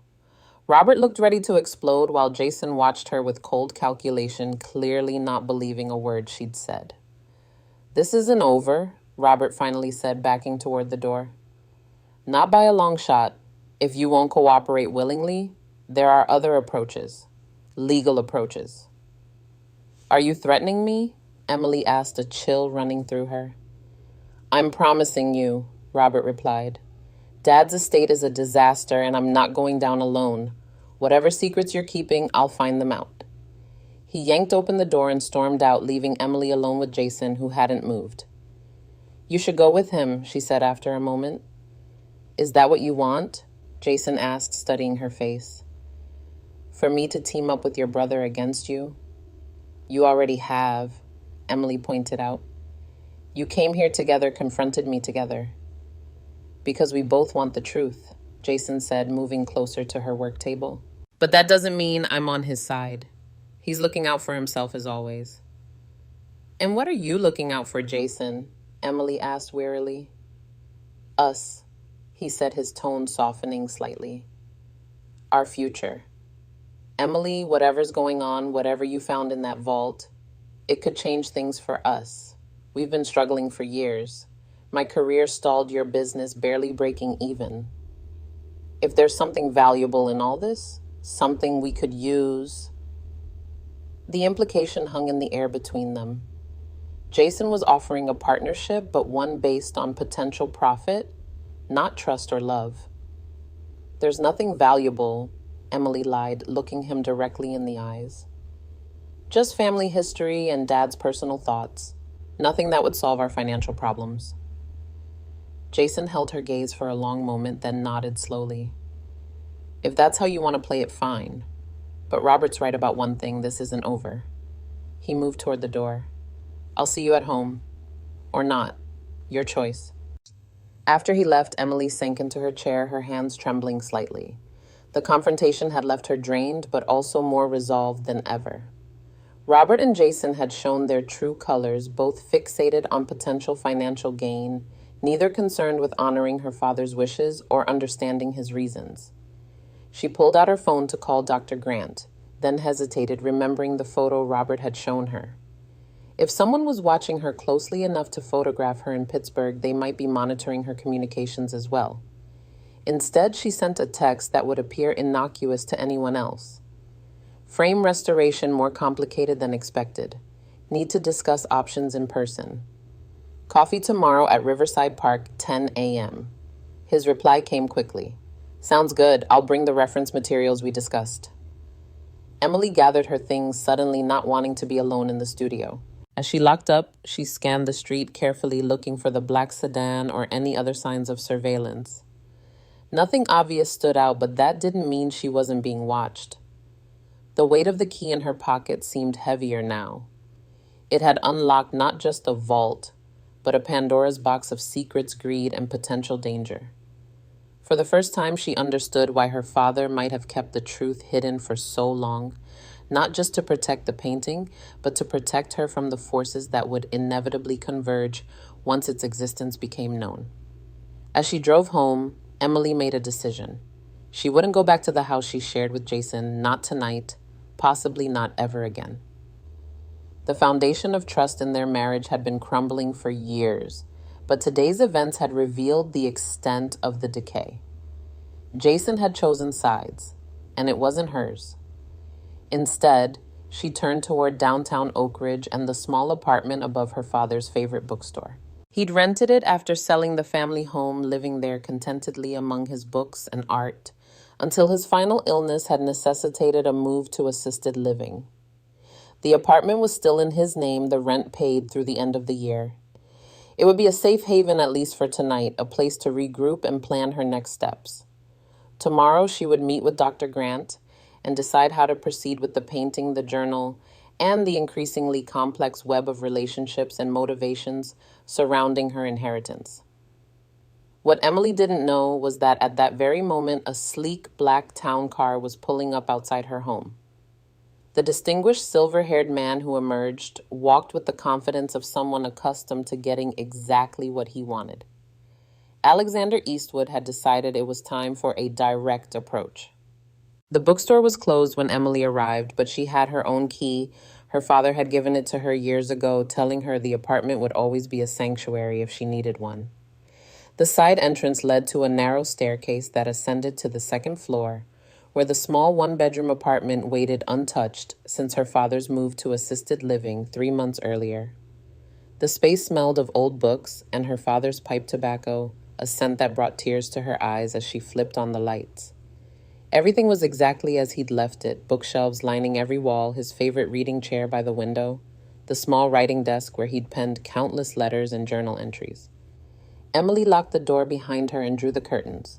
Then she went to the kitchen and opened the refrigerator out of habit, finding it empty, except for a few condiments. She hadn't expected anything else. She'd cleared out the perishables when her father moved, but the gesture was automatic, a remnant of visiting him here so many times. She checked her phone. No calls from Jason, which was telling in itself. In 15 years of marriage, they'd never gone this long without speaking after an argument. The fracture between them felt permanent in a way their previous disagreements never had. There was, however, a text from an unknown number. "Ms. Harrington, we need to talk about your inheritance. I can make it worth your while. Call me at this number. A.E." Emily stared at the message, a chill running through her. Alexander Eastwood had found her just as Dr. Grant had predicted. How had he gotten her personal cell number? And more disturbingly, what else did he know? She deleted the message without responding and turned off her phone. Then she moved through the apartment, checking that all windows were locked and curtains drawn. The sense of being hunted was growing stronger by the hour. In the small bedroom, her father's clothing still hung in the closet, tweed jackets, button-down shirts, the trappings of a lifelong academic. Emily ran her fingers along the familiar fabrics, another wave of grief washing over her. How she wished she could talk to him now, ask him directly about the painting, the blueprint, his intentions in creating this elaborate puzzle for her to solve. As she turned to leave the closet, something caught her eye, a small discoloration on the wallpaper in the back corner nearly hidden by the hanging clothes. Emily pushed the hangers aside and examined it more closely. The wallpaper pattern was slightly misaligned, as if it had been cut and reapplied. Curious, she pressed her fingers against the spot and felt the wallpaper give slightly.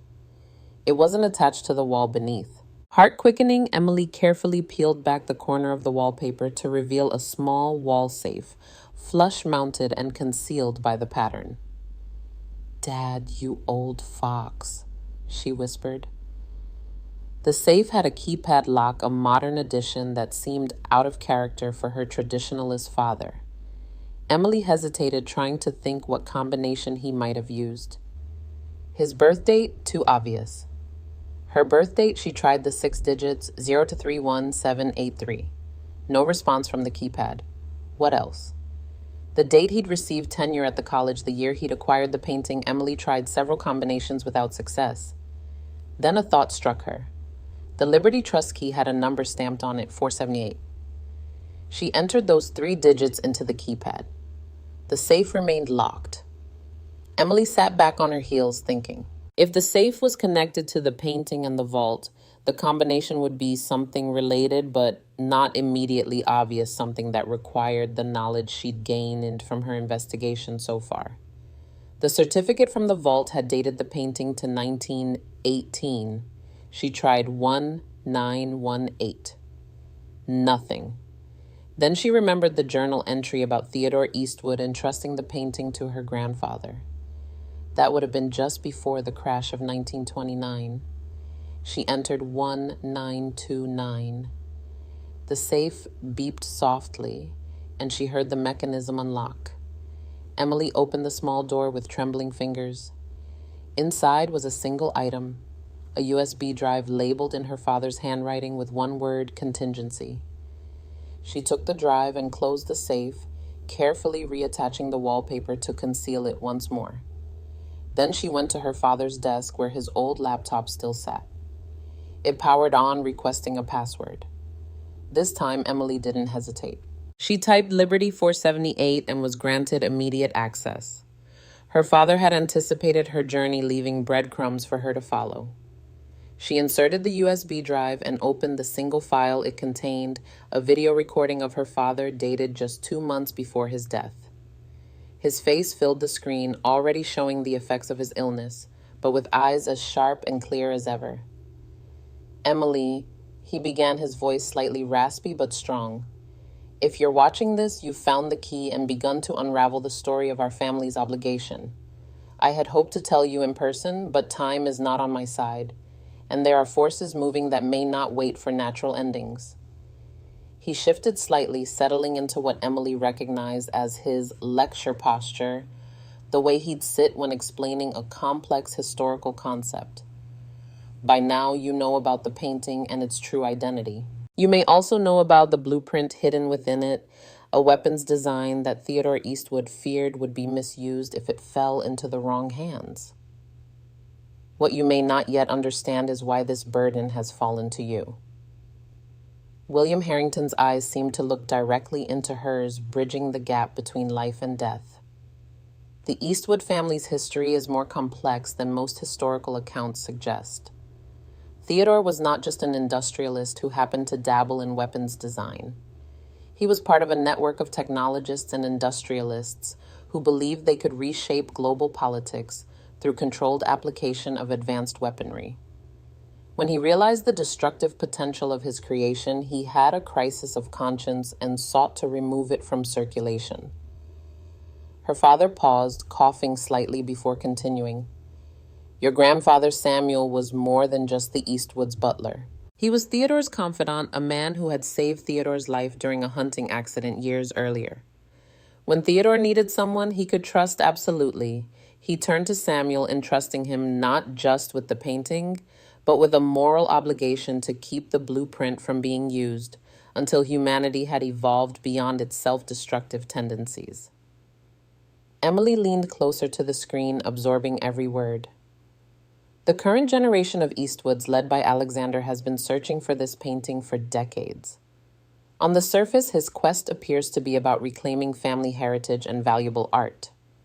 But my research suggests a deeper motive. Alexander has connections to defense contractors and private military companies. He's not just a tech entrepreneur. He's continuing the original Eastwood tradition of weapons development, but without Theodore's eventual moral awakening. William Harrington's expression grew more serious. "I've spent my life protecting the painting as my father did before me. I've watched Alexander Eastwood's career with growing concern. His methods in recovering other family artworks have been aggressive, sometimes ethically questionable. More troubling are his business connections and private statements about American military supremacy. He leaned toward the camera. Emily, I'm leaving you the painting because of all people I trust your judgment. You have your grandfather's moral compass and your own incredible perception of character. You must decide what happens to the final dawn and the blueprint it contains. Return it to the Eastwoods if you believe Alexander can be trusted with its power. Destroy it if you believe the knowledge is too dangerous. Or find another path, another guardian to continue our family's obligation. He smiled sadly.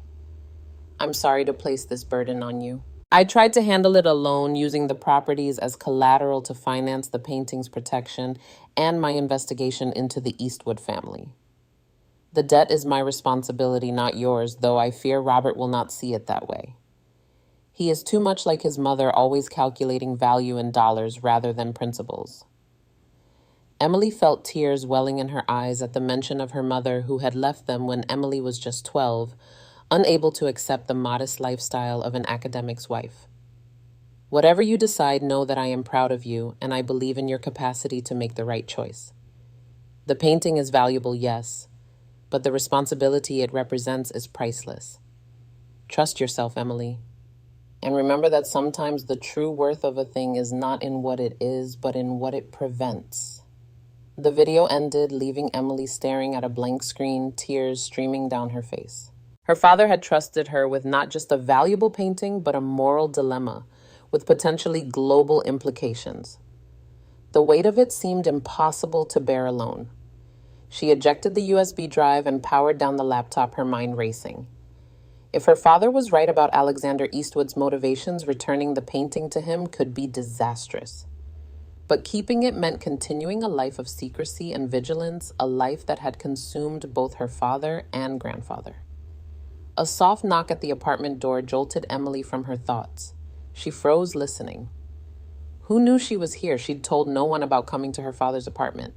The knock came again, more insistent this time. Emily moved silently to the door and peered through the peephole. Her breath caught in her throat. Standing in the hallway, impeccably dressed in a charcoal suit that screamed money and power, was Alexander Eastwood himself. Emily backed away from the door, her heart hammering in her chest. How had he found her here? The apartment was in her father's name, not hers, and she'd only arrived an hour ago. Ms. Harrington, Eastwood's voice came through the door, cultured and authoritative. I know you're in there. I only want to talk. It's about your father's painting. Emily remained silent, her mind racing. Should she call the police, Dr. Grant, or face Eastwood directly? I understand your caution. He continued, his tone reasonable, almost gentle. But this conversation is inevitable. I've been looking for that painting for 30 years. I know you've discovered its true identity. I know about the vault, the certificate, all of it. Emily moved to her purse and took out her phone, ready to call for help if needed. But curiosity and a strange sense of destiny kept her from dialing immediately. Her father had said she would need to judge Alexander Eastwood's character for herself. 5 minutes, Eastwood said through the door. That's all I ask. Then if you want me to leave, I will. No pressure, no threats, just a conversation between two people connected by history. Against her better judgment, Emily found herself moving toward the door. She left the security chain engaged and opened it just a crack enough to see Eastwood's face clearly, but not enough to grant him entry. In person, he was more imposing than his photograph suggested, tall, with perfect posture and penetrating gray eyes that seemed to evaluate everything they saw. His silver hair was immaculately styled, his suit clearly bespoke. He looked like old money, though Emily knew his wealth was relatively recent, rebuilt from the ashes of his family's former glory. Ms. Harrington, he inclined his head slightly. Thank you for acknowledging me. I apologize for the intrusion, but conventional approaches seemed inadequate for our unique situation. How did you find me? Emily asked, her voice steadier than she'd expected. I've had your father under observation for some time, Eastwood admitted without hesitation. His patterns, his properties, his movements. When you accessed the vault, it triggered alerts I've had in place for decades. You've been spying on my family. Emily's grip tightened on the door. I prefer to think of it as maintaining awareness of my family's legacy, he replied smoothly. The painting your father protected and that you now possess is rightfully Eastwood property. It was never sold or gifted. It was entrusted temporarily to your grandfather during a financial emergency. I know the history, Emily said. I also know why it was entrusted to my grandfather specifically and not to a bank or a museum. A flicker of something surprise perhaps crossed Eastwood's face. Then you know more than most. May I come in? This hallway is hardly the place for such a discussion.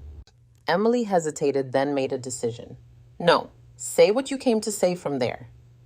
Eastwood nodded, accepting her terms with grace. Very well. I'll be direct. I want to recover the final dawn. It's the most significant piece of my family's lost collection, both financially and sentimentally. I'm prepared to offer you $15 million for its return, no questions asked, no legal complications. $15 million, Emily repeated, for a painting worth at least $50 million on the open market. Again, that flicker of surprise. You've done your research. Yes, the market value would be higher, but there are complexities that would make a public sale problematic for you. Provenance questions, ownership disputes, tax implications. My offer bypasses all of that clean, simple, immediate. And what about the blueprint? Emily asked, watching his reaction carefully. This time the surprise was unmistakable. Eastwood's composure slipped for just a moment before he recovered. So you know about that too. Your father was more forthcoming than I anticipated.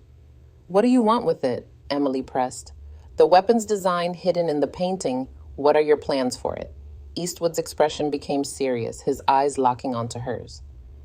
Ms. Harrington, that blueprint represents Eastwood intellectual property, the work of my great-grandfather, a brilliant man who was ahead of his time. Its historical and technological significance is immense. It belongs with the family that created it. That's not an answer, Emily pointed out. What will you do with it? Study it, preserve it, understand my family's legacy more fully. He paused, then added, I have no intention of weaponizing century-old technology if that's your concern. Modern defense systems have advanced far beyond what Theodore Eastwood could have imagined. His words were reasonable, his tone sincere, but something in his eyes, a hardness, a calculation, made Emily doubt him. Or perhaps it was just her father's warning influencing her perception. I need time to consider your offer, she said finally. Of course, Eastwood nodded. This is a significant decision, but I should mention that time is a luxury we may not have. Your brother and husband are aware that something valuable is at stake, even if they don't know the details yet. They've been making inquiries, reaching out to art dealers, looking for leverage. A chill ran through Emily. You've been watching them too. I'm thorough, Eastwood acknowledged. And I've found that family dynamics can be unpredictable when large sums of money are involved. Your brother in particular seems highly motivated by his financial predicament. Are you threatening to tell them about the painting's true value? Emily asked bluntly. Not at all, Eastwood replied, seeming genuinely offended by the suggestion. I'm simply observing that secrets have a way of unraveling, especially when multiple parties are pulling at the threads. My offer provides a clean resolution before complications multiply. He reached into his suit jacket and produced a business card, holding it out to her. My direct number. Call me when you've made your decision, but please don't wait too long. 48 hours would be ideal. Emily took the card through the narrow opening, careful not to let her fingers touch his. One last thing, Eastwood said, his voice softening slightly. Your father was an honorable man, fulfilling a promise made before he was born. I respect that, even as I've worked to undo it. Whatever you decide, that respect extends to you as well. With that, he turned and walked away, his footsteps echoing in the hallway. Emily closed the door, secured the lock, and leaned against it, her heart still racing. The encounter had left her unsettled, full of contradictions. Eastwood had been polite, reasonable, even respectful. Yet there was something predatory beneath his cultured exterior, something that set off warning bells in her mind. She looked at his business card. It was simple but elegant, heavy cardstock with just his name and phone number embossed in silver. No title, no company name, the card of a man who needed no introduction. Emily placed it on her father's desk and sat in his chair, trying to think clearly. Eastwood's offer was substantial enough money to change her life completely, to free her from financial concerns forever. And yet it felt like a betrayal of her father's trust of the responsibility he'd passed to her. Her phone buzzed with a text from Dr. Grant. "Are you safe? Call when you can." She texted back, "Yes, Eastwood found me, made an offer, will explain tomorrow." Emily spent a restless night in her father's apartment, sleeping fitfully on the small bed where he'd spent his final months of independence. Her dreams were a chaotic blend of images, the painting coming to life, Alexander Eastwood standing over her with shadowed eyes, her father trying to tell her something she couldn't quite hear. She woke at dawn, exhausted but resolute. She needed more information before she could make a decision about the painting, information not just about Eastwood, but about the blueprint itself. What exactly was hidden in those layers of paint? How dangerous could a century-old weapons design really be in the modern world? At 9:30, she left the apartment, checking carefully for observers before making her way to her car. The morning was bright and clear, Riverside Park bustling with weekend joggers and families enjoying the summer weather. Emily found Dr. Grant at their agreed meeting spot, a bench overlooking the river away from the main paths. "You look terrible," he said by way of greeting, handing her a cup of coffee from the paper tray beside him. "Thanks," Emily replied dryly, accepting the coffee gratefully. "It's been an eventful 24 hours." She described her confrontation with Robert and Jason, her discovery of her father's hidden safe and video message, and finally her face-to-face encounter with Alexander Eastwood. "He found you at the apartment." Dr. Grant's bushy eyebrows rose in alarm. "That's concerning. He must have resources we haven't fully appreciated." "He's been watching my father for years," Emily confirmed. "And now he's watching all of us, you, me, Robert, Jason. He knows about the vault, the painting, even the blueprint." "And he offered you $15 million, Dr. Grant mused. "A substantial sum, but well below market value." "That's what I thought too," Emily nodded. "But there was something else about him, a certainty as if he knows he'll get the painting regardless of my decision. Like he's just going through the motions of negotiating." Dr. Grant frowned. "That suggests he has other avenues he's pursuing simultaneously. Perhaps legal channels or pressure on other fronts." "Like Robert and Jason," Emily suggested. "He mentioned they were making inquiries looking for leverage." "They're vulnerable to manipulation," Dr. Grant agreed. "Robert because of the debt, Jason because of his ambition. Eastwood could easily play them against you." Emily sipped her coffee, watching a pair of ducks glide across the river's surface. "There's something else we need to consider. The blueprint itself, what exactly is it? How dangerous could it really be after all this time?" Dr. Grant stroked his beard thoughtfully. "I've been researching Theodore Eastwood's patents and technical work. Most of his documented innovations were in artillery design, improved firing mechanisms, more accurate targeting systems. Significant in their time, but hardly revolutionary by modern standards. And so why all the secrecy? Why hide the blueprint in a painting and guard it for generations?" "That's the question, isn't it?" Dr. Grant leaned forward. "I suspect whatever is hidden in the final dawn was something Theodore never patented, never documented officially, something he developed, but then recognized as too dangerous to release." "But what weapons technology from the 1920s could still be dangerous today?" Emily pressed. "We have nuclear weapons, precision-guided missiles, drone warfare. What could possibly be worth all this?" Dr. Grant's expression grew grave. "There are rumors, unsubstantiated but persistent in certain historical circles, that Theodore Eastwood was experimenting with what we would now call biological agents. Weaponized diseases, delivery systems that could target specific populations. His background was in mechanical engineering, but he collaborated with chemists and early microbiologists." Emily felt a chill despite the warm morning. "You think the blueprint might be for a biological weapon? It would explain the extraordinary precautions." Dr. Grant nodded. And unlike conventional weapons, the basic principles of biological warfare haven't changed dramatically in a century. A clever design from the 1920s could still be adaptable to modern technology. If that's true, Emily said slowly, then Eastwood's interest might be far more dangerous than simple family pride or art collection completion. Indeed, Dr. Grant agreed. But we're speculating. We need to know what's actually in the painting before we can make an informed decision. How would we even find out? We can't just start stripping away layers of paint randomly. Actually, Dr. Grant's eyes gleamed with academic excitement. There are non-destructive methods to examine underlayers of paintings. X-ray fluorescence, infrared reflectography, multispectral imaging. With the right equipment, we could potentially see the blueprint without damaging the artwork. And where would we get access to that kind of equipment? Emily asked. I have a former student who works at the Conservation Center at the Pittsburgh Institute of Fine Arts, Dr. Grant replied. She owes me a few favors. If we could get the painting there after hours, use their lab discreetly. Emily considered the risks. Eastwood is watching us. He'd know if we moved the painting. Perhaps, Dr. Grant acknowledged, but he's given you 48 hours to decide. He might not interfere if he believes you're simply doing due diligence before accepting his offer. Or he might see it as a threat and take more direct action, Emily countered. That's certainly a possibility, Dr. Grant conceded. But Emily, we need to know what we're dealing with. Your father wanted you to make an informed decision about the painting's fate. That's impossible without understanding what the blueprint actually contains.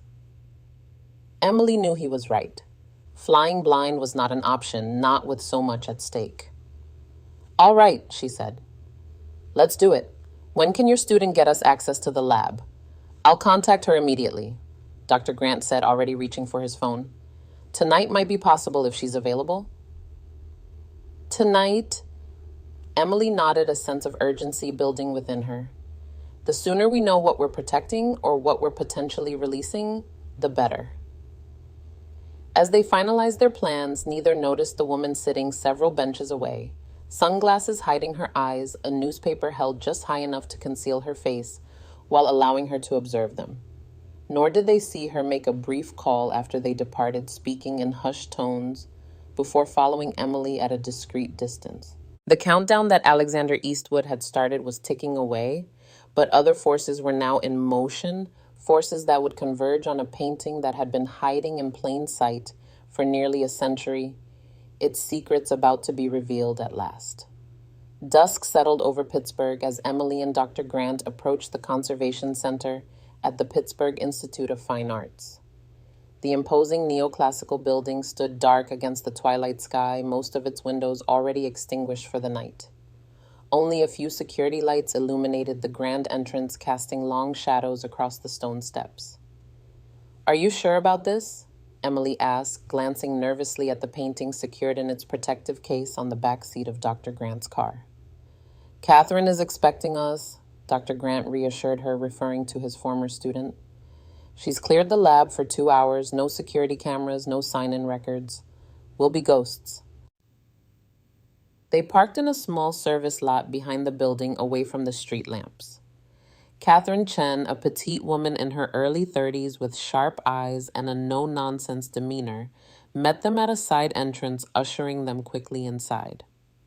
Dr. Grant. She nodded in greeting, then turned to Emily. Ms. Harrington, follow me closely, please. The night guard makes rounds every 30 minutes. We need to be in the lab before he reaches this wing. They moved through darkened corridors lined with crated artworks and conservation equipment to Grant, carrying the painting with the careful reverence of someone transporting a holy relic. Catherine led them to a secure door marked Advanced Imaging Laboratory, authorized personnel only. Swiping her key card and entering a code. The lab was state-of-the-art, a clinically clean space filled with specialized equipment that Emily only vaguely recognized from her own conservation work. Multispectral cameras, X-ray fluorescence scanners, and computer workstations lined the walls. We have limited time, Catherine said, already powering up the systems. What exactly are we looking for? A hidden design within the painting, Dr. Grant explained, carefully removing the final dawn from its protective case, something embedded in or beneath the visible image. Catherine raised an eyebrow but asked no further questions. Instead, she directed them to place the painting on a specialized examination table equipped with adjustable lighting and imaging capabilities. We'll start with infrared reflectography, she explained, positioning a camera-like device above the painting. This will penetrate the surface layers and reveal any underdrawings or compositional changes.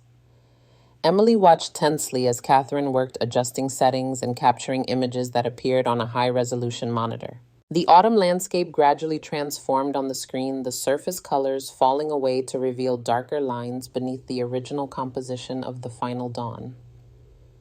There's definitely something underneath, Catherine murmured, enhancing the contrast. But it's not a typical underdrawing.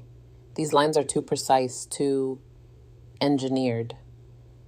The image on the screen sharpened, revealing what looked like technical schematics interwoven with the original painting. Diagrams, measurements, and notations hidden in plain sight, disguised as elements of the landscape. My God, Dr. Grant breathed. It's ingenious. The blueprint isn't under the painting, it's part of it. The forest lines form schematics, the clouds contain formulas, the ground textures hold measurements. Catherine enhanced the image further, isolating the hidden elements. I've never seen anything like this. It's like a visual cipher. You'd only see it if you knew exactly what to look for. Emily leaned closer to the screen, trying to make sense of the technical drawings. Can you tell what it's designing? Catherine shook her head. It's not my area of expertise, but I can capture high-resolution images of each section so you can analyze them later. As Catherine worked, Emily studied the revealed blueprint, a growing sense of dread building within her. Even to her untrained eye, certain elements were recognizable, what appeared to be delivery mechanisms, dispersal patterns, and most disturbingly, chemical formulas that she suspected related to biological compounds. Dr. Grant, she said quietly, pointing to a section of the image. Look at this notation, aerosol viability at varying altitudes. And here population density calculations for maximum effect. Dr. Grant's face grew grave as he examined the sections she indicated. You're right. This isn't just a weapons design, it's a delivery system for biological agents. Far more advanced than anything that should have existed in the 1920s. How is that possible? Emily asked. Theodore Eastwood was collaborating with scientists who were decades ahead of their peers, Dr. Grant explained, some of whom later contributed to biological warfare programs during World War II. This could be a missing link in that development, something too dangerous even for wartime application. Catherine, sensing the gravity of their discovery, worked silently and efficiently, capturing detailed images of every section of the hidden blueprint. After nearly an hour, she transferred the files to a secure drive and handed it to Emily. Whatever this is, she said, her expression serious. I never saw it. This session never happened. Thank you, Catherine, Dr. Grant said, clasping her hand. We owe you more than we can express. Just be careful, she replied. There's something about this that feels consequential. They repacked the painting and followed Catherine back through the darkened corridors, timing their exit between the security guards' rounds. The night air felt oppressive as they loaded the painting into Dr. Grant's car, the weight of their discovery hanging over them. What now? Emily asked as they drove away from the institute. Now we analyze exactly what we're dealing with, Dr. Grant replied. I have contacts in bioengineering who can help interpret these schematics discreetly, of course. And then what? Emily pressed. Eastwood's deadline expires tomorrow evening. I need to give him an answer. Dr. Grant's hands tightened on the steering wheel. That depends on what the blueprint actually designs. If it's as dangerous as I fear, returning it to Alexander Eastwood could be catastrophic. They drove in silence for several minutes, each lost in their own thoughts about the implications of what they'd discovered. Emily was about to suggest they go directly to Dr. Grant's house to begin analyzing the images when she noticed a vehicle behind them, a black sedan that had maintained the same distance since they'd left the Institute. "Dr. Grant," she said quietly, "I think we're being followed." He checked the rearview mirror. The black car. It could be a coincidence. "Take the next exit and then an immediate right," Emily suggested. "Let's see if they follow." Dr. Grant complied, exiting the highway and turning quickly onto a residential street. The sedan followed, maintaining its distance. "Not a coincidence?" Emily confirmed, her pulse quickening. "Eastwood? Possibly." Dr. Grant nodded. "Or perhaps your brother or husband have escalated their surveillance." "What do we do?" "We can't lead them back to your house with the painting." Dr. Grant considered their options. "There's a 24-hour diner about 10 minutes from here. Very public, always crowded with truckers and night shift workers. We'll stop there and see what our shadow does." As the Big Rig Diner was exactly as Dr. Grant had described, brightly lit, bustling with activity, even at this late hour, its parking lot filled with semi-trucks and the cars of locals seeking coffee and comfort food in the middle of the night. Dr. Grant pulled into the lot and parked near the entrance under a bright security light. The black sedan cruised past the entrance, then parked at the far end of the lot, its occupants remaining inside. "They're waiting," Emily observed. "What's our play here?" "We go inside, have coffee, make it look like a normal late-night stop," Dr. Grant decided. "The painting stays locked in the car where we can see it through the window. If they make a move toward the vehicle, we'll alert security and call the police." Inside, they took a booth with a clear view of Dr. Grant's car, ordering coffee they didn't want while watching the sedan through the large windows. After about 15 minutes, the driver's door of the sedan opened and a woman stepped out. Emily stiffened in recognition. "It's Laura," she whispered. "Robert's wife." Laura Thompson Harrington was Robert's perfect match, ambitious, status-conscious, and utterly focused on appearances.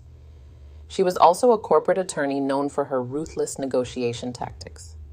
Now she crossed the parking lot with determined strides, her tailored pantsuit incongruous in the casual diner setting. The bell above the door jangled as she entered, her gaze sweeping the room until it landed on Emily and Dr. Grant. Without hesitation, she approached their booth. "Emily," she greeted, her smile not reaching her eyes. "What a coincidence. Mind if I join you?" Without waiting for an invitation, she slid into the booth beside Dr. Grant, effectively blocking him from leaving. "How did you find us, Laura?" Emily asked directly. "Let's not waste time with pointless questions," Laura replied, dropping all pretense of coincidence. "Robert and Jason are concerned about your increasingly erratic behavior.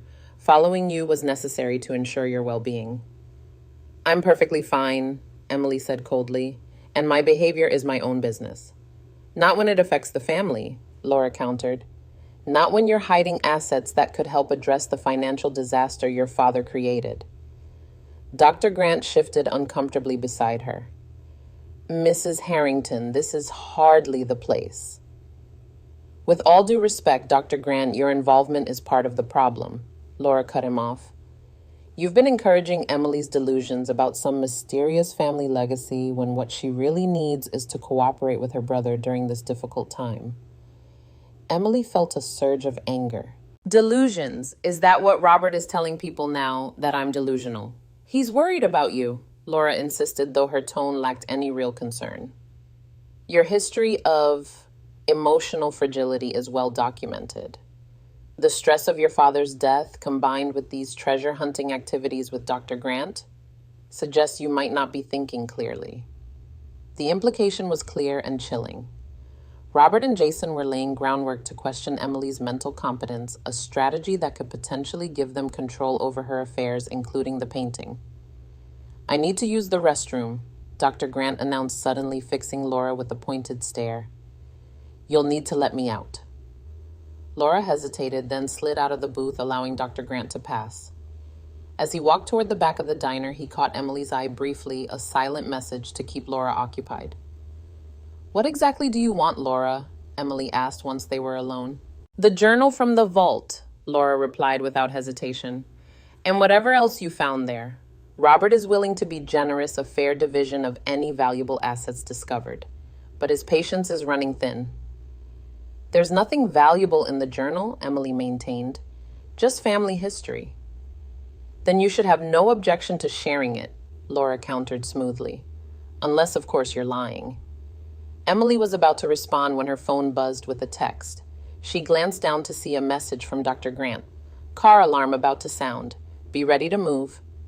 Seconds later, the blaring sound of Dr. Grant's car alarm cut through the diner's ambient noise.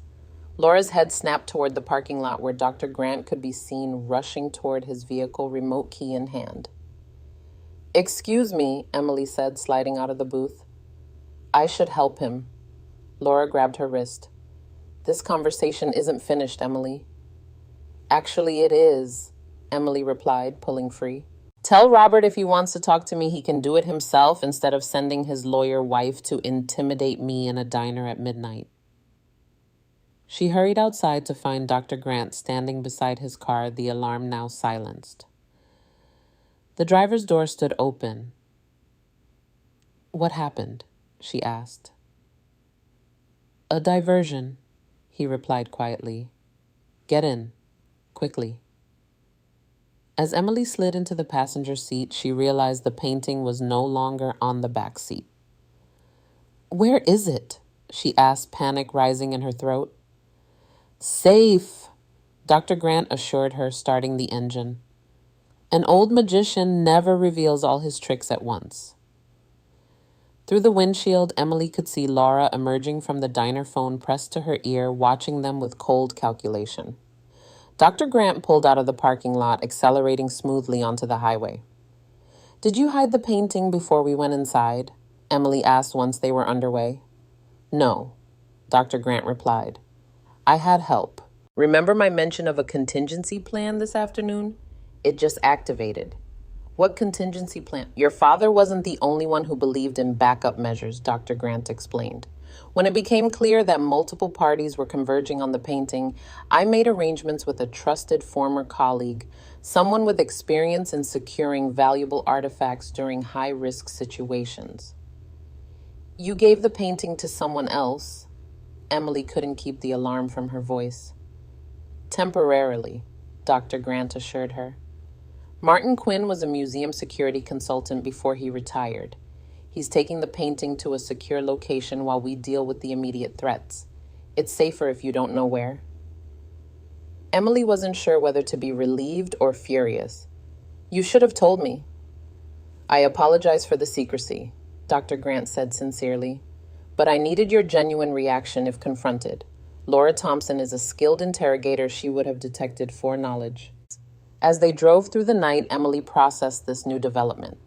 The painting was beyond her reach now, but also beyond Eastwood's, Robert's, and Jason's. It bought them time, but complicated her position.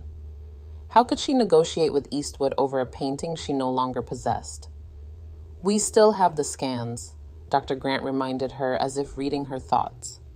We can analyze the blueprint while the painting itself remains secure.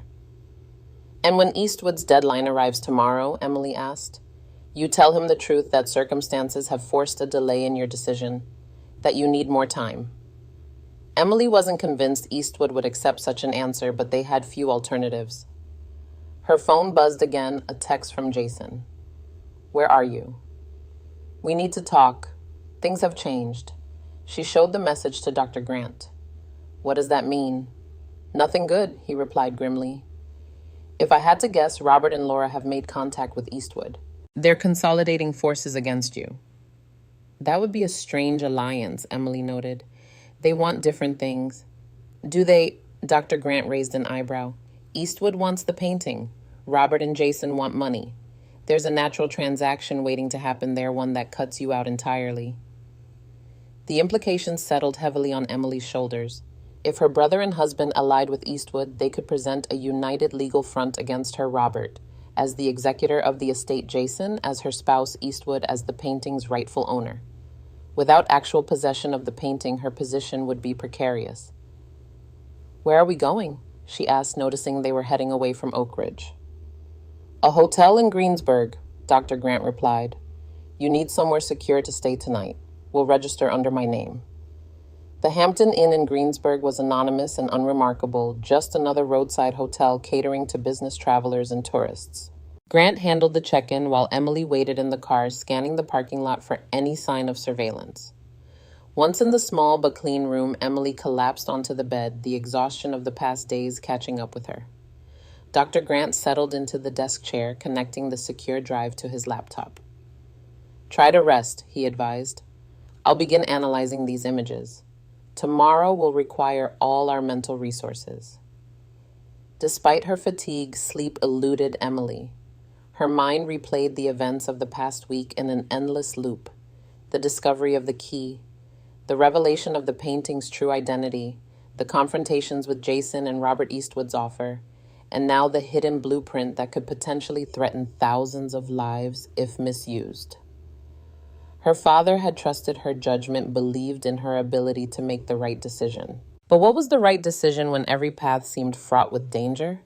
Sometime after 2 a.m., she drifted into an uneasy sleep, haunted by dreams of paintings that changed before her eyes and faceless men pursuing her through endless vault corridors. She woke to sunlight streaming through thin hotel curtains and the smell of coffee. Dr. Grant sat at the desk, his silver hair, disheveled eyes, rimmed with fatigue but bright with the intensity of discovery. "I've been working through the blueprint images," he said, handing her a cup of hotel room coffee. "Emily, this is extraordinary and terrifying." "What is it?" she asked, joining him at the desk. "Theodore Eastwood designed what we would now call a binary biological weapon, a two-component agent that becomes lethal only when its parts combine. The genius is in the delivery system." He pointed to sections of the schematic. "This creates an aerosol dispersal pattern that could blanket an entire city, with the components combining only after inhalation." Emily studied the images, the implications chilling her despite the warm coffee. And this was designed in the 1920s. The basic concept, yes. It would have been nearly impossible to manufacture effectively with the technology of the time, which is likely why Theodore decided to hide it rather than destroy it. He recognized its potential value while fearing its misuse. "But today," Emily pressed. Dr. Grant's expression was grave. "Today, with modern bioengineering and manufacturing capabilities, this design could be implemented. And if it were, the results would be catastrophic, a weapon with the lethality of the worst biological agents, but without the containment challenges that typically limit their military application." The weight of her father's trust pressed down on Emily with renewed force. This wasn't just about a valuable painting or a family obligation. It was about a weapon that could kill thousands, perhaps millions, if developed and deployed. "We can't give this to Eastwood," she said decisively. "Whatever his intentions, the risk is too great."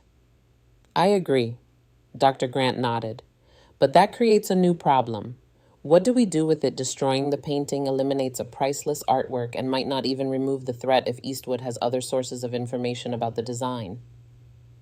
"Could we turn it over to the government?" Emily suggested. "The FBI has an art crime division." "And risk the design falling into military hands." Dr. Grant shook his head. "From one potential weapon maker to another. The fundamental problem remains: the blueprint exists. And as long as it does, it can be used." Emily's phone buzzed a text from an unknown number. "Time's running out, Ms. Harrington. I need your answer by 6 p.m. today. AE." She showed the message to Dr. Grant. "We need to decide." "No," he corrected gently. "You need to decide. This is the burden your father entrusted to you, not me." Emily stood and paced the small hotel room, weighing options and consequences. After several minutes of silence, she turned to Dr. Grant. "I need to see Alexander Eastwood again," she announced. "Face to face. I need to look him in the eye when he tells me what he wants with this blueprint." "That's extremely risky," Dr. Grant cautioned. "So is any decision made in ignorance?" Emily countered. "My father trusted my judgment of character. I need to use that judgment now when it matters most." After a moment, Dr. Grant nodded reluctantly. How will you arrange it? On my terms this time, Emily said, picking up her phone. In public with witnesses. She texted Eastwood's number. I'll meet you at 5 p.m., the Grove Cafe in Oakland. Come alone. I'll have an answer for you then. The response came almost immediately. I look forward to it. The Grove Cafe was a bustling academic hangout near the University of Pittsburgh campus, always crowded with multiple exits and plenty of witnesses. Emily arrived early, selecting a table with clear sightlines to all entrances and the street beyond. Dr. Grant had reluctantly agreed to her plan, though he insisted on being nearby. He now sat at the counter pretending to read a newspaper while maintaining a watchful presence. At precisely 5 p.m., Alexander Eastwood entered the cafe. He looked as immaculate as before, but Emily noticed subtle signs of tension, a tightness around his eyes, a certain rigidity in his movements. He spotted her immediately and approached, declining her offer of coffee with a small shake of his head. Ms. Harrington, he greeted her, sliding into the chair opposite. I appreciate your punctuality. Have you reached a decision? I've been doing my research, Mr. Eastwood, Emily replied, meeting his gaze steadily. About the painting, about your family history, and about the blueprint hidden within the final dawn. A flicker of something concerned perhaps crossed his face. Then you understand the historical significance of what your family has been holding. I understand that Theodore Eastwood created a design for a biological weapon delivery system that he himself considered too dangerous to release, Emily said, keeping her voice low but firm. What I don't understand is why you're so determined to recover it now, nearly a century later. Eastwood's expression remained neutral, but his eyes hardened slightly. As I explained before, it's a matter of family legacy, the intellectual property of my ancestors. Let's dispense with the generalities, Emily interrupted. You've spent millions tracking this painting, decades of focused effort. You've got me under surveillance, you've approached my brother and husband. This isn't about sentimental attachment to family history. What do you really want with Theodore's design? For a long moment, Eastwood was silent, studying her with calculating eyes. When he finally spoke, his voice had lost some of its polished veneer. The world is changing, Ms. Harrington. Power balances are shifting. National security infrastructures that have maintained global stability for decades are eroding. In such times, innovative defense capabilities become essential. Defense capabilities, Emily repeated flatly. You're talking about developing the weapon. I'm talking about ensuring that America maintains its technological edge, Eastwood corrected. Theodore's design was revolutionary, a concept decades ahead of its time. With modern refinements, it could serve as a deterrent against emerging threats. A deterrent? Emily echoed. Like nuclear weapons, except this would be a biological agent that could spread through population centers like a lethal mist, killing indiscriminately. Eastwood leaned forward, his voice dropping further. My companies have defense contracts with the U.S. government, Ms. Harrington. I'm not some rogue actor seeking to create chaos. I'm a patriot looking to protect our nation's interests. By developing a weapon that Theodore Eastwood himself believed too dangerous to exist, Emily pointed out, he made a moral choice to hide that design, not to use it. Doesn't that mean anything to you? My great-grandfather was an idealist living in a simpler time, Eastwood replied dismissively. Today's world requires pragmatism, strength, the willingness to use every advantage. In that moment, Emily saw Alexander Eastwood clearly, not just the polished exterior and cultured voice, but the core of the man. He believed absolutely in his own righteousness, in his vision of necessary power. He would not hesitate to develop Theodore's weapon if he obtained the blueprint, justifying it as patriotism, as pragmatic necessity. I can't give you the painting, she said quietly but firmly. Eastwood's expression hardened. Ms. Harrington, perhaps I haven't made the gravity of your situation clear. Your brother is drowning in debt. Your husband feels entitled to compensation for years of perceived slights. Both have strong legal claims on your father's estate, including any hidden assets. I've already spoken with them. I know, Emily acknowledged. You're offering them money in exchange for helping you claim the painting. But there's a problem with your plan. And what's that? Eastwood asked, a hint of condescension in his tone. I don't have the painting anymore, Emily said simply. The shock that registered on Eastwood's face was genuine. What? Where is it? Somewhere safe, Emily replied. Somewhere neither you nor Robert nor Jason will find it. You're bluffing, Eastwood assessed, recovering quickly. You wouldn't let it out of your sight. Emily smiled thinly. You've researched my family for decades, Mr. Eastwood. You know our defining characteristic isn't greed or ambition, it's responsibility. I've fulfilled mine by ensuring the painting and its contents remain secure from those who would misuse them. Eastwood's composure slipped further, genuine anger flashing in his eyes. Do you have any idea what you're interfering with? The connections I have, the resources at my disposal. This isn't a game, Ms. Harrington. No, it isn't, Emily agreed, rising from her chair. It's a promise one made by my grandfather to your great-grandfather. A promise I intend to keep. As she turned to leave, Eastwood's hand shot out, gripping her wrist. This isn't over, he said, his voice low and dangerous. Not by a long shot. Emily looked pointedly at his hand until he released her. Actually, Mr. Eastwood, I think it is, at least for now. She walked away, feeling his glare burning into her back. Doctor. Grant fell into step beside her as she exited the cafe, neither speaking until they were several blocks away. I heard most of it, Dr. Grant said finally. He confirmed our worst fears. Yes, Emily nodded. He'd used the blueprint, developed the weapon. He believes he's justified. That's what makes him truly dangerous. What now? Dr. Grant asked as they reached his car. Emily took a deep breath, the weight of her decision settling into certainty. Now, we do what my father and grandfather did before me. We protect the painting, keep the blueprint secure. Not forever, perhaps, but until we can find a better solution than destruction or surrender. It won't be easy, Dr. Grant warned. Eastwood won't give up. Neither will Robert or Jason. I know, Emily acknowledged. But I'm not alone in this. I have you, Martin Quinn, the resources my father prepared. And most importantly, I have clarity now about the painting, about Eastwood, about my own path forward. As they drove away from Oakland, Emily's phone buzzed with a text from Jason. Whatever game you're playing, you've made powerful enemies. Last chance to be reasonable. She didn't respond. There was nothing left to say to Jason, to Robert, or to Eastwood. They had all revealed their true priorities, and none aligned with the responsibility she had inherited. The path ahead would be difficult, perhaps dangerous, but it was hers to walk, a continuation of her family's hidden legacy of protection and principle.